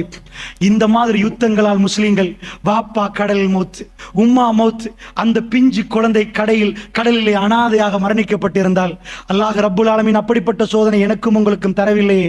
இந்த இரவிலே நானும் நீங்களும் அந்த மக்களுக்காக கண்ணீர் வடித்து துஆ செய்யாவிட்டால், யா அல்லாஹ், எங்களுடைய மக்கள், எங்களுடைய புனித மண்ணிலே மிக அதிபயங்கரமான போராட்டம் நடக்கிறது, அந்த மக்களுக்கு உன்னுடைய உதவி வேண்டும் இறைவா என்று கேட்காவிட்டால் நாம் எல்லாம் எப்படிப்பட்ட முஸ்லிம்கள்? அல்லாஹ்வுடைய நல்லடியார்களே, எனக்கும் உங்களுக்கும் உள்ள இந்த சாதாரண பிரச்சனைகள் பெரும் பிரச்சனையாக இருந்தால் நீங்கள் எல்லாம் பார்க்கலாம். அதாவது உலகமே பார்த்த வீடியோ. அடுத்த நாட்டுக்கு போய்விட்டார்கள், கிறிஸ்தவ நாடு. போனால் ரயில்வே ட்ரக்கிலே பிஞ்சு குழந்தையை உம்மா தூக்கி கொண்டிருக்கிறார். பாப்பா வந்து உம்மாவோட சேர்த்து ரயில்வே ட்ராக்ல போறார். எதுக்கு போட்டார் தெரியுமா? தற்கொலை முயற்சி அல்ல, அல்லாஹ்வுடைய நல்லடியார்களே, பிச்சை கேட்டார்கள். என்ன கேட்டார்கள் தெரியுமா? ட்ரெயின் வந்தால் அப்படியே சாகுறோம் என்றார்கள். பேச்சுக்கு ஒரு பேச்சுக்கு, நிஜமாக சொல்லவில்லை. ஏன் அப்படி சொன்னால் தான் அந்த ஊரிலே எங்களை எடுப்பார்கள். என்ன கேட்டார்கள் தெரியுமா? இல்லை என்றால் நீங்கள் எங்களை பொறுப்பெடுத்துக் கொள்ளுங்கள் என்றார்கள். எங்களை பொறுப்பெடுத்துக் கொள்ளுங்கள் என்றார்கள். சுப்ஹானல்லாஹ். கிறிஸ்தவ நாடுகளில் போய் மண்டியிட்டு எங்களை பொறுப்பெடுத்துக் கொள்ளுங்கள் என்று கண்ணீர் வடித்து அழுகிறார்களே பஷார் அல் அசாத். அவன் செய்த கொடுமை இந்த மோமின்களை முஸ்லிம்களை மண்டியிட வைத்திருக்கிறது அல்லாஹ்வுடைய நல்லடியார்களே. அப்படி என்று சொன்னால் நான் என்ன உங்களுக்கு சொல்கிறேன், அதிபயங்கரமான யுத்தத்தின் விளைவு. நன்றாக வாழ்ந்த எங்களுடைய முஸ்லிம்கள் எங்கேயோ போகிறார்கள். அவர்களுடைய கூடாரத்தில் குடிசையிலே, அவர்களுடைய குடிசைகளே கூடாரத்திலே -டிகிரி அல்லாஹ்வுடைய நல்லடியார்களே, அதிபயங்கரமான கூதல் இருக்கிறார்கள். சாப்பிடுவதற்கு வழி இல்லை. அவர்கள் செய்த குத்தம் என்ன? பஷார் அல் அசாதை முன்னிறுத்தி, இறைவா இந்த கொடுங்கோலனுக்கு நீயே பார்த்துக்கொள் யா அல்லாஹ் என்று எத்தனை முஸ்லிம்கள் கேட்டீர்கள். நானும் நீங்களும் அவர்களுடைய உறவுகள் என்றால், அஹ்லுஸ் சுன்னா வல் ஜமாஅத்தினர்கள் பாதிக்கப்படுறார்கள் என்றால், இந்த ஷியாக்கள் அவர்கள் நுழைந்து இவர்கள் அஹ்லுஸ் சுன்னாவுடைய இரத்தத்தை ஓட்டுகிறார்கள் என்று சொன்னால் புரிந்து கொள்ளுங்கள், இந்த நாட்டிலே ஷியாக்களை வளர்க்கிறார்கள். இமாம் குமைனி, யாரடா இமாம் குமைனி? அவனுக்கு இமாம் என்று யார் பேர் வைத்தது? அல்லாஹ்வுடைய நல்லடியார்களே, அந்த அளவுக்கு இமாம் என்று சொல்லக்கூடிய ஈரானிய முஸ்லிம் குடியரசு என்று வாய் கூசாமல் வானொலிகளில் பேசுகிறார்களே, ஷியாக்கள் என்றைக்காவது அஹ்லுஸ் சுன்னா வல் ஜமாஅத்தில் சேருவார்களா? நாங்கள் ஜமாத் ரீதியாக பிரிந்திருக்கலாம், தௌஹீத் தப்லீக் ஜமாத் இஸ்லாமி என்று பிரிந்திருக்கலாம். ஆனால் நாங்கள் எல்லோரும் அஹ்லுஸ் சுன்னா வல் ஜமாத்துகள். ஆனால் ஷியாக்கள் காஃபிர்கள். ஜமியத்துல் உலமா மிக தெளிவாக ஃபத்வா கொடுக்கப்பட்டிருக்கிறது. ஷியாக்களை இந்த உலமாக்கள் எல்லோரும் எதிர்க்கிறார்கள். ஹரத்திலே வியாழக்கிழமை வெள்ளிக்கிழமை ராத்திரியிலே ஆமியிலே போடுவார்கள், மஸ்ஜித் நபவியிலே. ஏன்? இந்த ஷியாக்கள் அங்கேயும் பிரச்சனை, தொழமாட்டார்கள். சுப்ஹானல்லாஹ். மஸ்ஜிதுல் அலிக்கு போய் தொழுவார்கள். மிக முசீபத்து பிடித்தவர்கள், மிக முசீபத்து பிடித்தவர்கள். இன்னொரு பக்கத்திலே ஹவாரிஜ், இன்னொரு பக்கத்திலே ஹவாரிஜ். அவர்களும் ஷியாக்களுடைய யுத்தத்தில் இருக்கிறார்கள். அல்லாஹ்வுடைய நல்லடியார்களே, இந்த சிரியாவுடைய போரில் ஹவாரிஜ் என்ற அடையாளம் காட்டப்பட்ட ஒரு சிலர்களும் இருக்கிறார்கள். ரசூலுல்லாஹ் அவர்களை என்ன சொன்னார்கள்? நீங்கள் என்னப்பா ஹவாரிஜை அடையாளம் காணவே கஷ்டம், நீங்கள் தொழுவீர்கள், அவர்களும் தொழுவார்கள். உங்கள் தொழுகை என்ன என்று நினைப்பீர்கள்? உங்கள் தொழுகை என்ன நினைப்பீர்கள்? அவர்கள் அப்படி தொழுவார்கள். நீங்கள் நோன்பு பிடிப்பீர்கள், சஹாபாக்களை பார்த்து அவர்கள் நோன்பு பிடிப்பார்கள். நீங்க என்னப்பா நோன்பு பிடிக்கிறீர்கள்? அப்படி நோன்பு பிடிப்பார்கள். ஆனால் ஓதுவார்கள் தொண்டை குழிக்கு கீழ் இறங்காது. இப்படி இபாதத்து செய்வார்களா என்று நினைப்பீர்கள். ஹவாரிஜ்களை பத்தி ரசூலுல்லாஹ் என்ன சொன்னார்கள் தெரியுமா? அப்படி இபாதத்து பக்குவம் எல்லாமே இருக்கும். அவர்கள் முஸ்லிம்களை கொல்லுவார்கள். அதான் அடையாளம். முஸ்லிம்களை கொல்லுவார்கள். அவர்கள் மட்டும், அவர்கள் வருகிற காலத்தில் நான் இருந்தால் ஆதி சமூகத்தை அல்லாஹ் எப்படி அழித்தான் அப்படி அழிப்பேன். ரசூல் ஸல்லல்லாஹு அலைஹி வஸல்லம் சொன்னார்கள், அவர்களை கண்டால் கொல்லுங்கள் என்றால். அந்த ஹவாரிஜ் வழியாக இருக்கிறார்கள் அல்லாஹ்வுடைய நல்லடியார்களே. நீண்டமாக இதை சொல்வதற்கு நேரமில்லை. அந்த ஹவாரிஜ் வழியாக இருக்கிறார்கள். இன்னொரு பக்கமாக ஷியா, இந்த நாட்டில் யார் செய்த முசீபத்தோ 200க்கு மேற்பட்டவர்களை ஈரானுக்கு அனுப்பி அவர்கள் எல்லாம் மௌலவியாக வந்திருக்கிறார்கள். ஓட்டமாவடியிலே ஒரு மதரசா, கதிரவளியில் இன்னொரு மதரசா என்று சொல்லி மதரசாக்கள் நடத்தப்படுகிறது. அஹ்லுஸ் சுன்னா வல் ஜமாத் பள்ளிவாசல்கள் குறிக்க வைக்கப்பட்டு இன்னமும் அவர்களுக்கு வளர்க்கப்பட்டால் எங்களுடைய உறவுகள் அங்கே போய் ஷியாவை படித்து வந்து நெஞ்சிலே அடித்து அடித்து ஃபாத்திமா ஃபாத்திமா என்று பேசுகிறார்கள். அவர்கள் நடிக்கிறார்கள். கோல்ஃபேஸுக்கு பக்கத்திலே அவருடைய பல்கலைக்கழகம், ஃப்ரீ எஜுகேஷன். எங்களுடைய உறவுகள் தெரியாமல் போறார்கள். அந்த அளவுக்கு முஸ்தபா போகிறார்கள். பேசினால் எங்களுக்கு பிரச்சனை, பேசினால் எங்களை கூப்பிட்டு ஓட்டமாவடியிலே வைத்து பேசினால் அவர்களுக்கு போலீஸ் விசாரணை. அந்த அளவுக்கு நாட்டுக்குள்ளேயும் பூந்து விட்டார்கள். அல்லாஹ் விட மாட்டான். நாங்கள் எங்களுக்கு பிரச்சனை வந்தாலும் பிரச்சனை இல்லை. இந்த உம்மத்து என்றைக்கு ஷியா நுழைந்ததோ அன்றைக்கு இந்த உம்மத்து இரத்தால் ஓடும். அல்லாஹ்வுடைய நல்லடியார்களே, அப்படி என்றால் என்னுடைய உறவுகளே, அஹ்லுஸ் சுன்னா வல் ஜமாஅத்தினர்களே, நானும் நீங்களும் உருவாகி ஷியாக்கள் தெரிந்து எங்களுடைய பிள்ளைகளை பாதுகாக்கணும். கோல்ஃபேஸ் வரைக்கும் வந்து விட்டார்கள். யூனிவர்சிட்டி உருவாக்கி இருக்கிறார்கள். இந்த நாட்டில் அவர்களை பற்றி பேசினால் எனக்கும் உங்களுக்கு மௌனம். ஈரான் அப்படி தலை போட்டிருக்கிறது. அல்லாஹ்வுடைய நல்லடியார்களே, அல்லாஹ் விட மாட்டான், அல்லாஹ் விட மாட்டான். அவர்கள் செய்கிற அராஜகம் தான் இந்த அராஜகம். இது எல்லாத்துடைய முடிவு கிறிஸ்தவருடைய கையிலே, அது கையிலே போனால், ஆமாக் அல்லது தாபிக்கிலே வந்து அவர்கள் இறங்கினால், இஸ்தான்புல் என்றைக்காவது அமெரிக்காவோ நேட்டோ படையோ ஏதோ ஒன்று பிடித்தால் அன்றைக்கு எதிர்பாருங்கள் இமாம் மஹ்தி அலைஹிஸ்ஸலாத்து வஸ்ஸலாமுடைய வருகை. அல்லாஹ்வுடைய நல்லடியார்களே, அதிபயங்கரமான சம்பவங்கள் இவைகள் எல்லாம் நடக்கிற நேரம் இன்னொரு சம்பவம் நடக்கிறது. இது எல்லாம் வைத்துத்தான் மறுமை நாள் நெருங்கி விட்டதா? ரசூலுல்லாஹ் சொல்லிவிட்டார்கள், நெருங்கி விட்டது. நான் தான் கடைசி தூதர் என்று சொல்லிவிட்டார்கள். அது எவ்வளவு நெருங்கி இருக்கிறது என்றால் ரசூலுல்லாஹ் சொன்னார்கள் ஒரு நதியை பார்த்து, மறுமை நாளைக்குரிய அடையாளங்களை ரசூலுல்லாஹ் பேசுற நேரம் பானதுரையில இந்த வீட்டிலே இப்படி நடக்கும் என்று பேச மாட்டார். இன்னால் மௌத்தாகுவார், அது மறுமைக்குரிய அடையாளம் என்று சொல்ல மாட்டார். ஏனென்றால் உலகமே பார்க்கணும், உலகமே பேசணும். அந்த மாதிரி விஷயங்களை தான் ரசூல் ஸல்லல்லாஹு அலைஹி வஸல்லம் நாவிலே அல்லாஹ் சொல்ல வைத்தான். ஏன் சொல்ல வைத்தான் தெரியுமா? அந்த யுகங்களில் அவைகள் எல்லாம் நடக்கிற நேரம் நானும் நீங்களும் தௌபாவிலே ஈடுபட்டு அல்லாஹ்வின் பக்கம் திரும்ப வேண்டுமா, நெருங்க வேண்டுமா? அதற்காக வேண்டி அல்லாஹ்வுடைய தூதர் இப்படி சொன்னார்கள். ரசூலுல்லாஹ் சொன்னார்கள், ஃபுராத் நதி வத்தி, யூப்ரட்டிஸ் நதி வத்தி, தங்க மழை வெளி வரும் வரைக்கும் மறுமை நாள் வராது என்றார்கள் ரசூல் ஸல்லல்லாஹு அலைஹி வஸல்லம் அவர்கள். லா தகுமுஸ் ஸஆ, மறுமை நாள் வராது. ஃபுராத் நதி வத்தி, தங்க மழை வெளி வரும் வரைக்கும். புகாரி முஸ்லிமில் வருகிறது. அல்லாஹ்வுடைய நல்லடியார்களே, திடுக்குறக்கூடிய செய்தி. ஃபுராத் என்றால் யூப்ரட்டிஸ் நதி.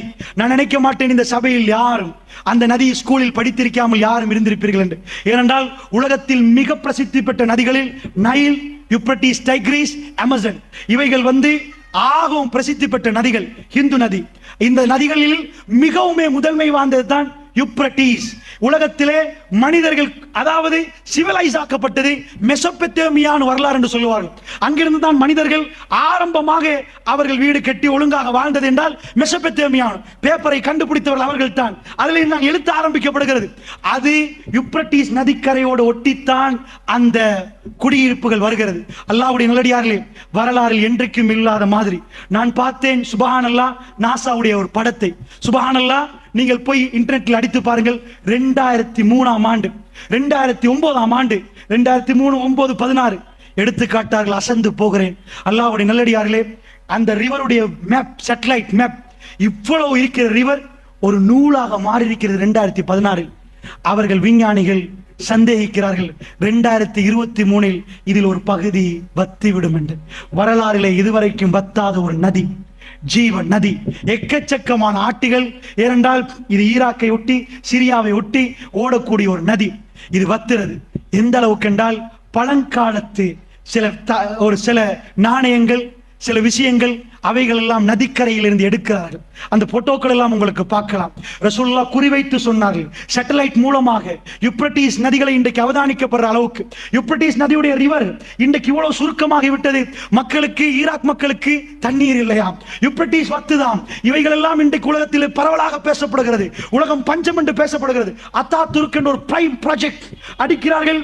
அந்த நதியை திருப்பி அது இன்னும் கொஞ்சம் நதியை வத்த வைக்கிறது. கூடி அந்த மக்களுக்கு தண்ணீர் வசதி இல்லையாம். ரசூலுல்லாஹ் சும்மா பேசவில்லை.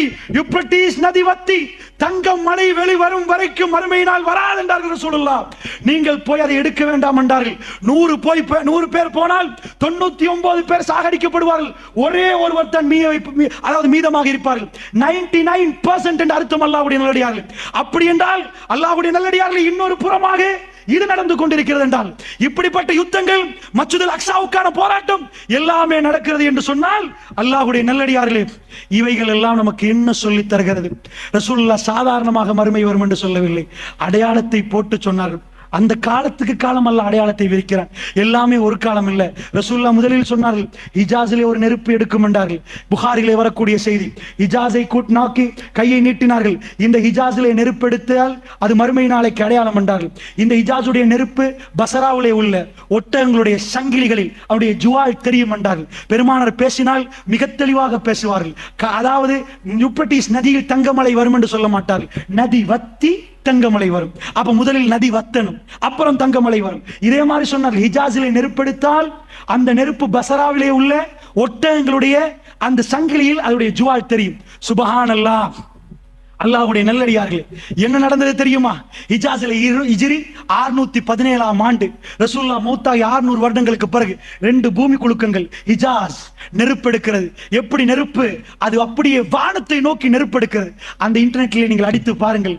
அந்த கல்கள் எல்லாம் கருகி இன்றைக்கும் ஹிஜாஸிலே யாருமே இல்லை. கிட்டத்தட்ட 700 ஆண்டுகளாகிவிட்டது. கருகின கல்லுகள் காலை வைத்தால் குத்தும் நடுவால் நெடுஞ்சாலை போடப்பட்டிருக்கிறது. இந்த பக்கம் கருகின பூமி, இந்த பக்கம் கருகின பூமி. ஹிஜ்ரி 617 மஸ்ஜித் நபவிக்கு எல்லோரும் ஒன்று சேர்ந்து விட்டார்கள். தௌபாக்கு ஈடுபட்டார்கள். ஏன்? 2 தடவை பூமி குலுக்கும். பூமி குலுக்கத்தோட ஹிஜாஸிலே ஒரு நெருப்பு.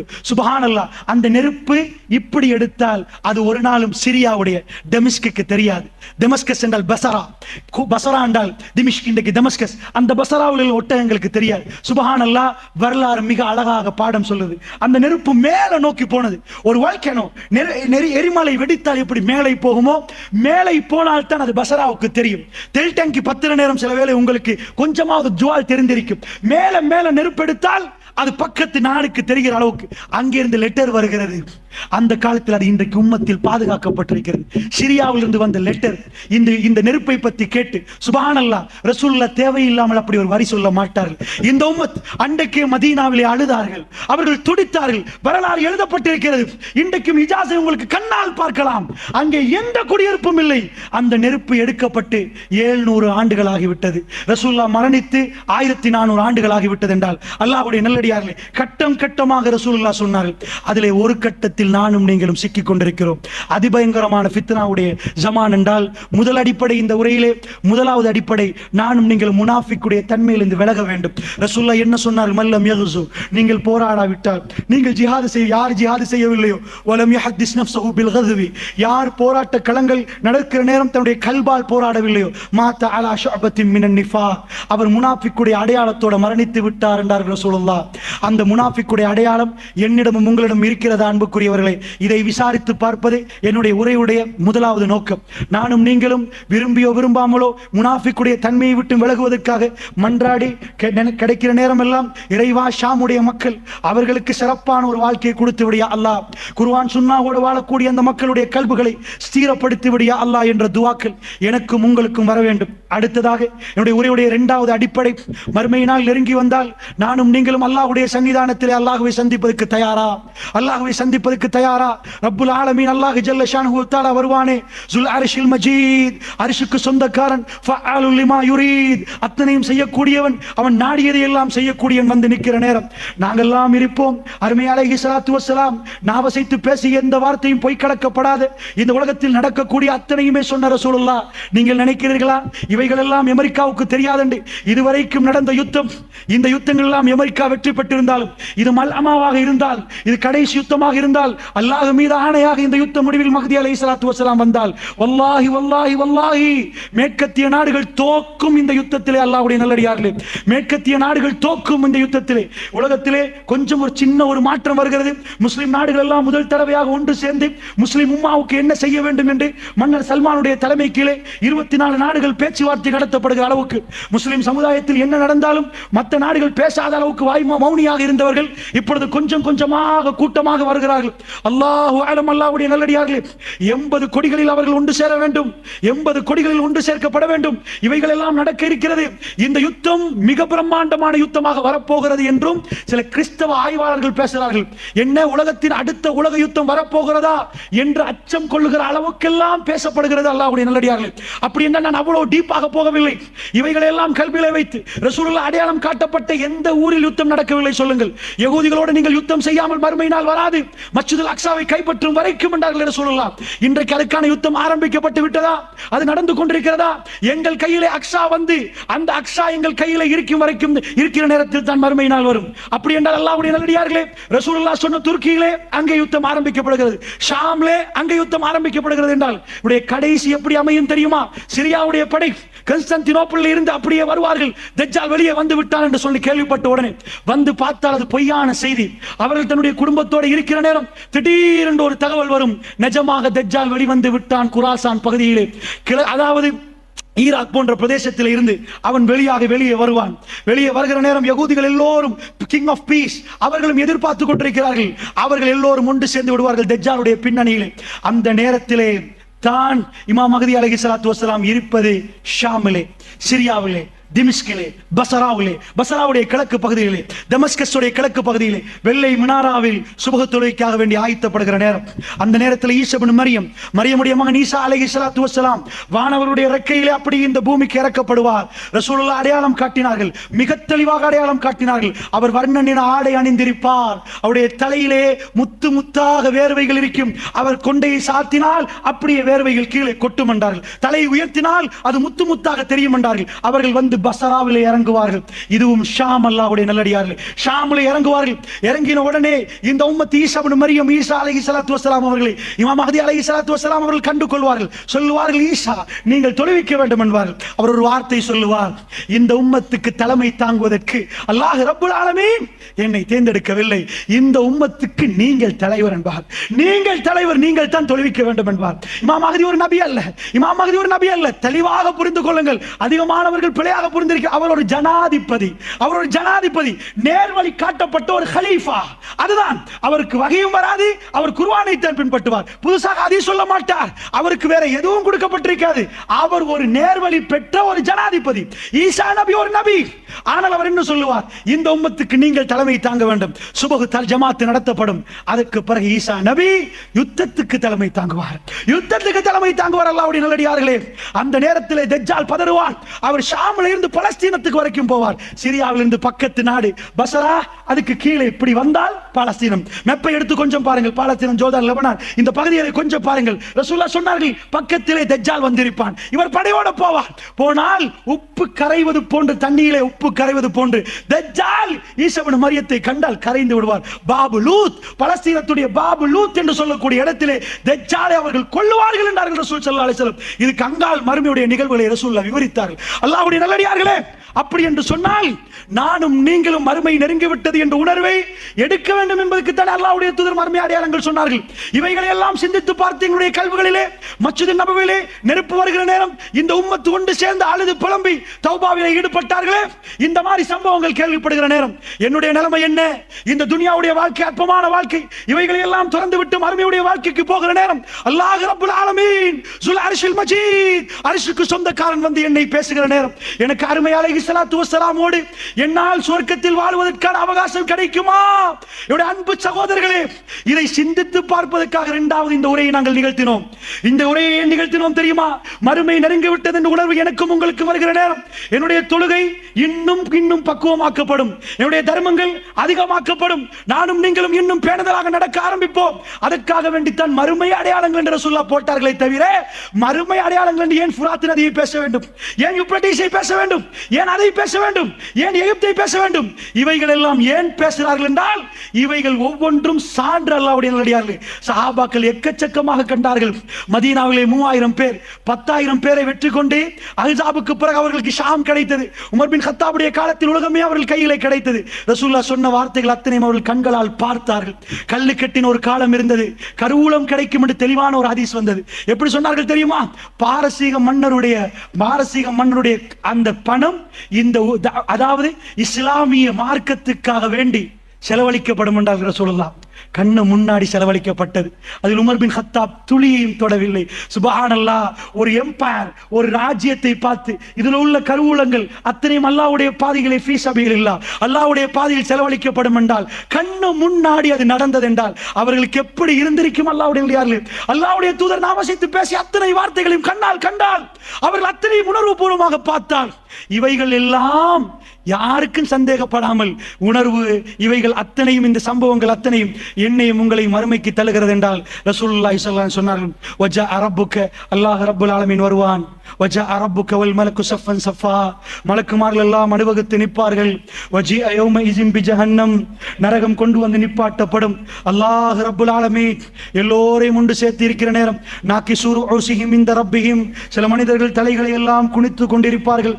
ரப்பனா அப்ஸர்னா வ சமிஅனா, யா அல்லாஹ் அத்தனையும் பார்த்து விட்டோம், அத்தனையும் கேட்டு விட்டோம், யா அல்லாஹ் சின்ன ஒரு அவகாசம் தந்து விட இறைவா, சின்ன ஒரு அவகாசம் தந்து விட இறைவா, நாங்கள் போய் எல்லாத்தையும் செய்து விட்டு வருகிறோம் என்று கேட்பார்கள். அல்லாஹ் ஜல்ல ஷானஹு தஆலா என்ன செய்வான் தெரியுமா? வம்தாசுல் யௌம அய்யுஹல் முஜ்ரிமூன், பாவிகளே விலகி விடுங்கள் என்று அல்லாஹ் ரப்புல் ஆலமீன் சொல்லுவான். பாவிகளே விலகி விடுங்கள். முஸ்லிம்கள் முஃமின்கள் எல்லாம் ஒரு பகுதியாகும், காஃபிர்கள் எல்லாம் இன்னொரு பகுதியாகும். அப்படியே விலகி விடுவார்கள். ரசூலுல்லாஹ் சொன்னார்கள், யா நஃப்ஸி யா நஃப்ஸி யா நஃப்ஸி, என்னுடைய ஆன்மாவை என்னுடைய ஆன்மாவை என்று எல்லோரும் நிர்வாணமாக ஓடி அல்லாஹ்வுடைய சன்னிதானத்துக்கு வருகிற நேரம் அல்லாஹ் ஜல்ல ஷானஹு வ தஆலா தீர்ப்பு கொடுப்பான்.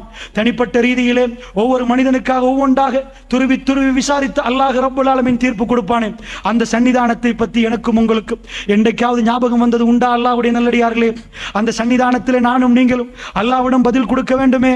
ரசூலுல்லாஹ்வுடைய முகம் அப்படியே செவந்து விடுமே. அல்லாஹ்வுடைய நல்லடியார்களே, அவைகள் எல்லாம் சொல்லுகிற நேரம், பெருமானாருடைய கடைசி நேரம் உங்களுக்கு நன்றாக தெரியும் எந்த அளவுக்கு அவர்கள் அல்லாஹ்வை நெருங்கினார்கள் என்றால், ஆயிஷா ரலியல்லாஹு அவர்கள் சொன்னார்கள், திங்கட்கிழமை சூரியன் உதித்தது, சுபஹ் நேரம் ரசூலுல்லாஹ் அவர்கள் எழுந்தார்கள், அவருடைய காலுக்கு கொஞ்சம் சக்தி கிடைத்தது.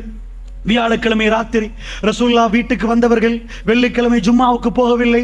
சனிக்கிழமை திடீரென்று முடிச்சு பார்த்தார்கள், மூர்ச்சி அடைந்தார்கள், முழிப்பார்கள், மூர்ச்சி அடைவார்கள். என்னுடைய வீட்டில் அப்படியே இருந்தது. திடீரென்று ஒரு தடவை ரசூலுல்லாஹ் முழிச்சு பார்த்தார்கள். பார்த்து விட்டு கேட்டார்கள், ஆயிஷா வீட்டில் எவ்வளவு இருக்கிறது ஆயிஷா என்று கேட்டார். என் ஞாபகம் சரி என்றால் 6 திர்ஹம் இருக்கிறது என்று ஆயிஷா ரலியல்லாஹு அன்ஹா சொன்னார்கள். அல்லாஹ்வுடைய தூதர் சொன்னார்கள், ஆயிஷா எவ்வளவு 6 என்றார்கள். அப்படியா, இதையெல்லாம் அல்லாஹ்வுடைய பாதையில் கொடுத்து விடுவோமா ஆயிஷா, இதை வீட்டில் வைத்துக் கொண்டு நான் எப்படி அல்லாஹ்வை சந்திப்பது ஆயிஷா. சனிக்கிழமை தயாராகிறார்கள். எல்லாத்தையும் கொடுத்த ரசூலுல்லாஹ், இந்த உம்மத்துக்கு தன்னுடைய வாக்குறுதியை நிறைவேற்றிய ரசூலுல்லாஹ் வீட்டில் உள்ள சொத்துக்கள் எல்லாம் கொடுக்கிறார்கள். ஆயிஷா ரலியல்லாஹு அன்ஹா சொன்னார்கள், யா ரசூலுல்லாஹ் கொடுத்து விடுவோம், யா ரசூலுல்லாஹ் கொடுத்து விடுவோம் என்றார்கள். கொடுத்து விட்டு ஞாயிற்றுக்கிழமை ஆயிஷா ரலியல்லாஹு அன்ஹா சொன்னார்கள், அவருடைய தலைவலி கூடியது, மூர்ச்சையிடுவார்கள், திரும்பி பார்ப்பார்கள், பள்ளிவாசலுக்கு போக முடியாத அளவுக்கு ரசூலுல்லாஹ்வுக்கு இருந்தது. வியாழன் இரவு, வெள்ளி, சனி, ஞாயிறு போகவே இல்லை. திங்கட்கிழமை அதிகாலை அல்லாஹ்வுடைய தூதர் திடீரென்று எழும்பி நின்றார்கள். எழும்பி நிற்கிற நேரம் அந்த மக்கள் தொழுகைக்காக வேண்டி இருக்கிற நேரம், எங்களுடைய வீட்டுக்கும் பள்ளிவாசலுக்கும் ஒரே ஒரு திரைச்சீலை ரசூலுல்லாஹ் அகற்றி பார்த்த உடனே மக்கள் எல்லாம் சிரித்தார்கள். மதீனாவிலே அப்படிப்பட்ட ஒரு அமர்களும் அல்லாஹ்வுடைய தூதர் குணமாகிவிட்டார், அல்லாஹ்வுடைய தூதர் குணமாகிவிட்டார் என்ற அந்த அமர்களும் பரவுகிற நேரம் அல்லாஹ்வுடைய தூதர் கையை காட்டி, இல்லை இல்லை சிரித்து விட்டே நான் தொழுகைக்கு வரவில்லை என்று கையை காட்டி வீட்டுக்கு வந்தார்கள். அதாவது என்னுடைய மடிக்கு வந்தார்கள். கொஞ்சம் கொஞ்சமாக சூரியன் மேலைக்கு வருகிறது. லுகர் நேரம் வரவில்லை, லுஹாவுடைய நேரம் அதிகாலை, அதாவது சுபஹுக்கு பிறகு லுஹாவுடைய நேரம் உதித்துக் கொண்டிருக்கிற நேரம் ரசூலுல்லாஹ் உடைய முகம் அப்படியே சுடுவது. ஆயிஷா ரலியல்லாஹு அன்ஹா சொன்னார்கள், ஒரு பாத்திரம் பக்கத்தில் இருந்தது, ரசூலுல்லாஹ் கையை விட்டார்கள், முகத்திலே அப்படியே அந்த பாத்திரத்தால் முகத்தை அப்படியே தடாவினார்கள். முகம் சூடாக இருக்கிறது. அல்லாஹ்வுடைய தூதருக்கு நான் அப்படியே ஓதி ஓடி அவருடைய மேல் அத்தனையும் தடாவினேன். நான் தடாவிக்கொண்டே இருந்தேன் ரசூலுல்லாஹ்வுக்கு. ஆயிஷா என்னுடைய கை அப்படியே ரசூலுல்லாஹ்வுடைய முகத்திலே, ரசூல் ஸல்லல்லாஹு அலைஹி வஸல்லம் அப்படியே தண்ணீரிலே கையை விட்டார்கள், அப்படியே முகத்தை நனைத்தார்கள். ரசூலுல்லாஹ் கொஞ்சம் கொஞ்சமாக செய்கிற நேரம், நான் அவருடைய மேலே அப்படியே துஆக்களை ஓதுகிற நேரம் ரசூலுல்லாஹ் என்னுடைய கையை பிடித்து வேண்டாம் என்றார், என்னுடைய கையை பிடித்து வேண்டாம் என்றார், ஓத வேண்டாம் என்றார். ரசூலுல்லாஹ் நிப்பாட்டினார்கள். அல்லாஹ்வுடைய தூதர் அவருடைய கடைசி நேரம், அது கடைசி நேரம். அவர் ஏன் என்னை நிப்பாட்டினார் என்பதை நான் புரிந்து கொண்டேன். அல்லாஹ்வுடைய தூதர் ஒரு துஆ கேட்டார், அல்லாஹும்ம ஃபிர்லி, இறைவா என்னை மன்னித்து விடு. சப்தம் கேட்கவில்லை, என் காதை கொண்டு போய் ரசூலுல்லாஹ்வுடைய வாயிலை நான் வைத்தேன். ரசூலுல்லாஹ் 3 தடவை கேட்டார்கள், அல்லாஹும்ம ஃபிர்லி, இறைவா என்னை மன்னித்து விடு என்று கேட்டார்கள். அல்லாஹ்வுடைய நல்லடியார்களே, மறுமை நாளுக்காக அல்லாஹ்வுடைய சந்திப்பாக ரசூலுல்லாஹ் எப்படி தயாரானார்கள்? இந்த உலகத்திலே மிக சிறந்தவர் அல்லாஹ்வுடைய தூதர். அல்லாஹ் மிக சிலாகித்து சொல்லக்கூடியவர், சொர்க்கவாசி. என்ன கேட்டார்? அல்லாஹும்ம ஃபிர்லி, இறைவா நான் ஒரு அடியான், என்னை மன்னித்து விடு ரப்பே, என்னை மன்னித்து விடு. அவருடைய நாவா செய்கிறது, நான் போய் மெல்ல அவருடைய சப்தத்தை கேட்கிறேன். 3 தடவை சொல்லிவிட்டு ரசூல் ஸல்லல்லாஹு அலைஹி வஸல்லம் விரலை மேலே போவதை நான் பார்த்தேன். அல்லாஹ்வுடைய தூதருடைய கை அப்படியே மேலே போனது. ரசூலுல்லாஹ்வுடைய கண் மேலே பார்த்தது. ஒரே ஒரு துஆவை 3 வாட்டி சொன்னார்கள். என்ன சொன்னார்கள்? என்னுடைய நெஞ்சிலே தலை கணக்க பார்க்கிறது. அவருடைய தலை அப்படியே கொஞ்சம் கொஞ்சமாக என் களத்துக்கும் மார்புக்கும் இடையிலே அவருடைய களத்து இருக்கிறது. அல்லாஹ்வுடைய தூதருடைய கடைசி நேரம், விரல் மேலே போகிற நேரம், கண் மேலே போகிற நேரம், அல்லாஹும்ம ஃபிர் ரஃபீகில் அலா, யா அல்லாஹ் உயர்வானவர்களோடு, யா அல்லாஹ், யா அல்லாஹ் ஹையஸ்ட் கம்பேனியன், யா அல்லாஹ் மிக உயர்வானவர்களோடு என்னை சேர்த்து விடு யா அல்லாஹ். ஆயிஷா ரலியல்லாஹு அன்ஹா சொன்னார்கள், அல்லாஹ்வுடைய தூதரினுடைய மடியை விடுவதை தீர்மானித்து விட்டார்கள், என் மடியிலிருந்து போவதை தீர்மானித்து விட்டார்கள். நான் உணர்ந்து விட்டேன். அவர் சுவர்க்கத்தை கேட்கிறார், அதிலே உள்ள உறவுகளை கேட்கிறார். இந்த உறவை விட அவர் தீர்மானித்து விட்டார் என்று நான் உணர்ந்து கொண்டேன். ரசூலுல்லாஹ்வுடைய விரல் மேலே போய் கொண்டு அல்லாஹும்ம ஃபிர் ரஃபீகில் அலா, யா அல்லாஹ் உயர்வானவர்களோடு யா அல்லாஹ் என்று 3வது முறை சொல்லுகிற நேரம் விரல் அப்படியே கீழே விழுந்து விட்டது. இன்னா லில்லாஹி வ இன்னா இலைஹி ராஜிஊன். ஆயிஷா ரலியல்லாஹு அன்ஹா சொன்னார்கள், அதுக்கு பிறகு ரசூலுல்லாஹ்வுடைய எந்த அசைவும் ஏற்படவில்லை. அல்லாஹ்வுடைய நல்லடியார்களே, அப்படி என்றால் கடைசி நேரத்தில் ரசூலுல்லாஹ் கேட்டது, நானும் நீங்களும், எனக்கும் உங்களுக்கும் எப்பொழுது மரணம் வரும், எப்பொழுது மறுமை வரும் என்று தெரியாது.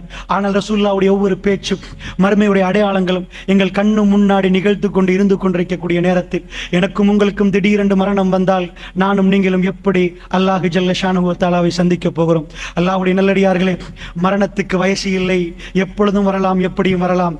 நன்மையிலே பக்கத்து ஊர், அதாவது முஸ்லிம்கள் செறிந்து வாழக்கூடிய இருக்கக்கூடிய நாத்தண்டியிலே நாராவில் என்ற ஒரு ஊர். அந்த ஊரிலே நடந்த ஒரு சோக சம்பவம். வறட்சி நிலவி, மழை பெய்து, மறுபடி வறட்சி நிலவி, நேற்று முந்தாத்து கொஞ்ச நேரம் மழை பெஞ்சிச்சு. வறட்சி ஆரம்பத்தில் நிலவுற நேரம் ஸ்காலர்ஷிப் ரிசல்ட்ஸ் வருகிறது. 10 வயசு புள்ள 114 மார்க்ஸ் ஃபெயில் ஆகி விட்டார். வீட்டுக்கு வந்து வீட்டிலிருந்து உம்மாட்ட சொல்றார், கொஞ்சம் குளிச்சுட்டு வாரம்மா. 2 நண்பர்களோட போனால் தண்ணி இல்லை, வறட்சி.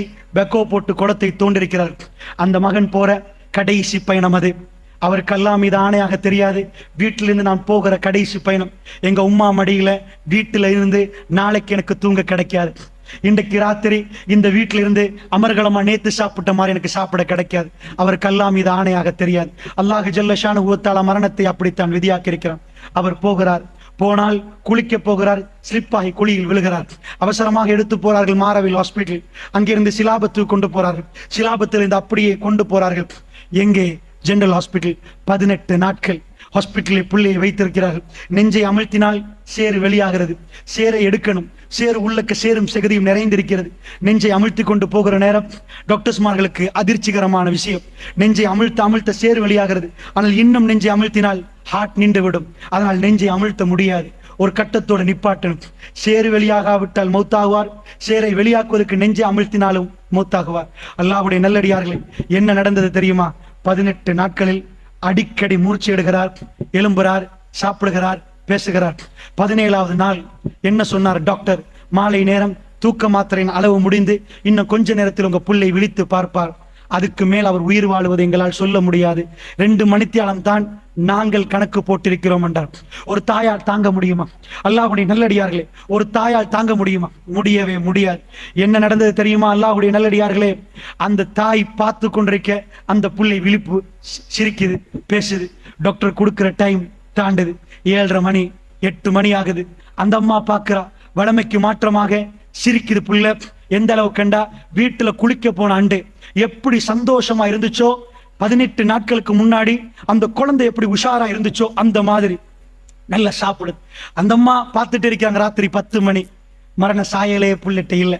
அவங்க நினைச்சிட்டாங்க 11 மணி. அல்ஹம்துலில்லாஹ், என் புள்ளிட்ட எந்த மரண சாயலும் இல்லை.